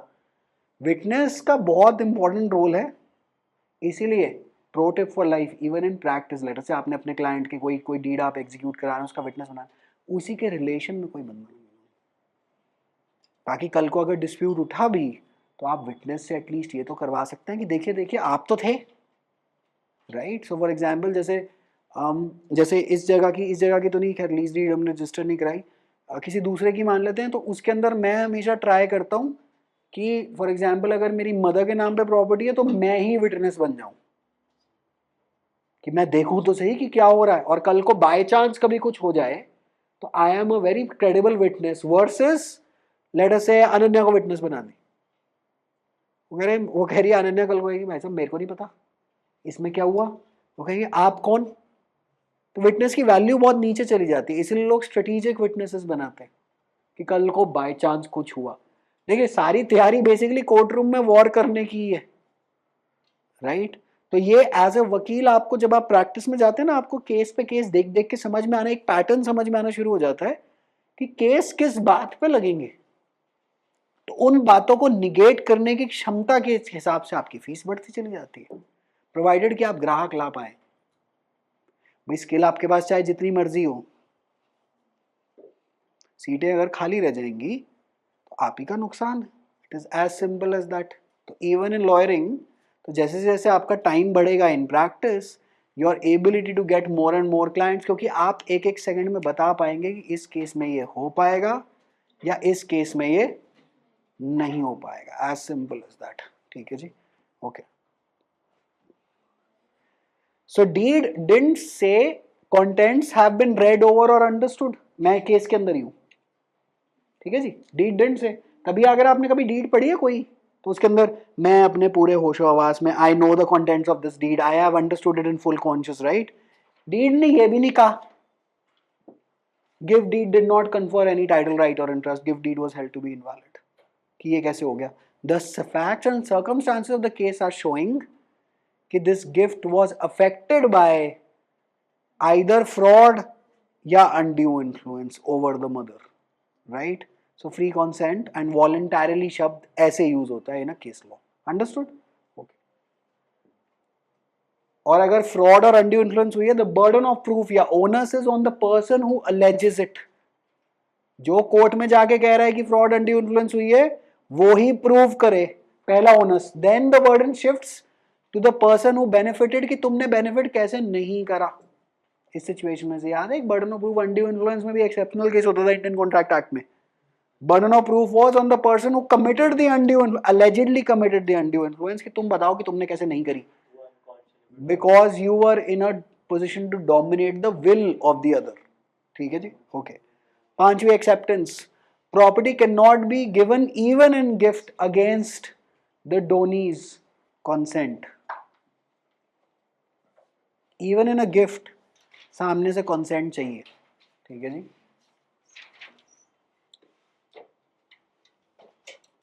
कल केस लॉ करेंगे, मंडे को गिफ्ट कंप्लीट करेंगे सबसे पहले।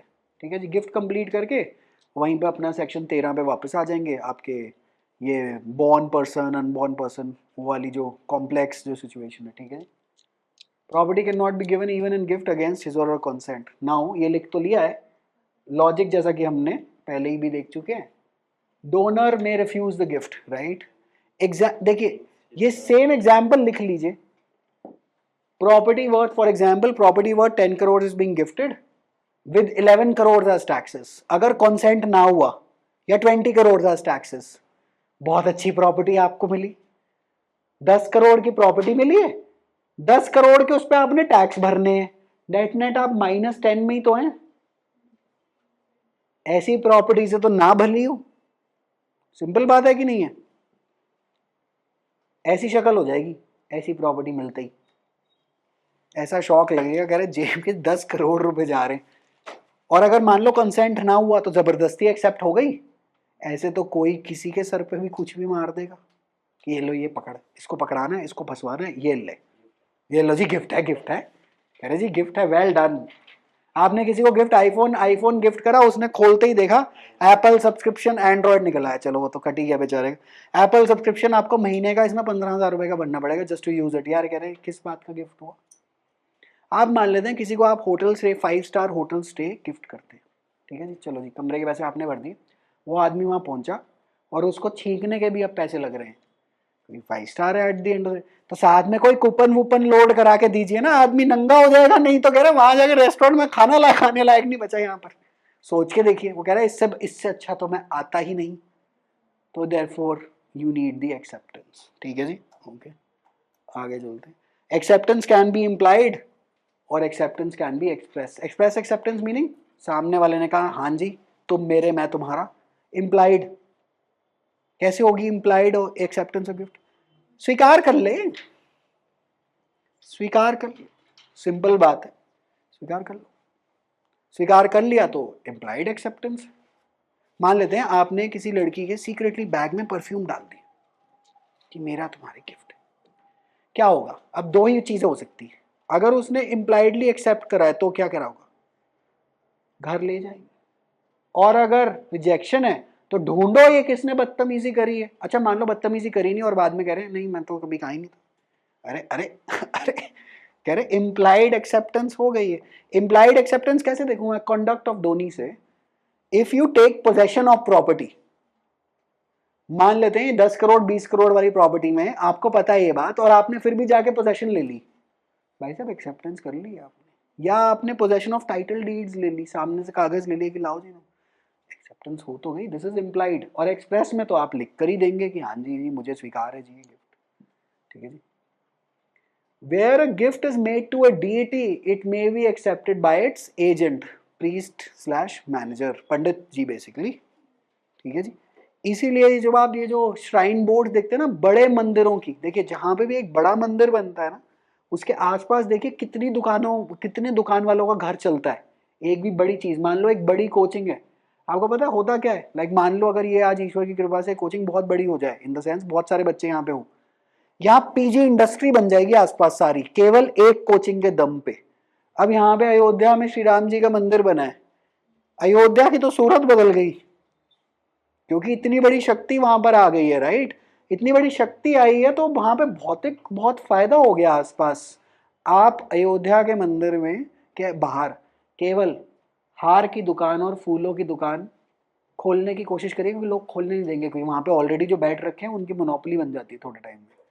लेकिन लड़ाई और मार काट है कि मुझे यहाँ पे बैठना है, तभी लोग कहते हैं अपना ठिया मत छोड़ो, राइट। तो वहां से पैसा बहुत आ जाएगा ना, क्योंकि हार तो जाने ही जाने हैं ना मंदिर में अंदर, करेक्ट। ऐसी बड़ी सारी चीजों के साइड इफेक्ट में लोग बहुत चीजें कमा जाते हैं, ठीक है जी। अच्छा, gift is made to a deity, तो इसीलिए श्राइन बोर्ड वगैरह में पंडितों में हमेशा लड़ाई ही रहती है कि नहीं हमारे परिवार का आदमी ही पूजा करेगा। काशी में विश्वनाथ मंदिर में सप्तऋषि आरती होती है एक, अगर शाम को कभी आप जाएं तो सप्तऋषि आरती होती है, बहुत ही बढ़िया एक्सपीरियंस है अगर आप थोड़े आध्यात्मिक बेंट के हैं। काशी में जो सप्तऋषि आरती जो करने वाला पंडित है, they have not left Banaras in the last, मतलब जब तक वो लाइफ टाइम जब से ही शुरू करें बनारस छोड़ ही नहीं सकता आदमी, एक भी दिन एब्सेंट नहीं हो सकते। क्यों? अगर एक भी दिन एब्सेंट हो गए, एक तो आपकी प्रथा टूट गई, कोई और आ जाएगा, और अगर वो कोई और आ गया ना, उसके बाद आपकी री एंट्री तो नहीं हो पाएगी वहां पर। और विश्वनाथ मंदिर बहुत बड़ी चीज, इसीलिए कहते हैं आदमी कहता है यहीं पे मैं यहीं ठीक हूँ, ठीक है जी। सो एक्सेप्टेंस बाय एजेंट, प्रीस्ट और मैनेजर, ठीक है जी। चलो जी, हमारा गिफ्ट का हो गया पार्ट 1 हो गया खत्म। अच्छा जी, अब हम गिफ्ट तो हम करेंगे सोमवार को, गिफ्ट हो जाएगा पूरा सोमवार, ठीक है जी। गिफ्ट के साथ साथ हम कर लेंगे हिबा और मर्जुल मौत, ठीक है जी। तो हमारा नेट नेट टॉपिक बहुत सॉलिड फुटिंग पे हो जाएगा। कल हमारा जजमेंट डे है, ठीक है जी। चलो कल मिलते हैं, ओके टाटा बाय बाय।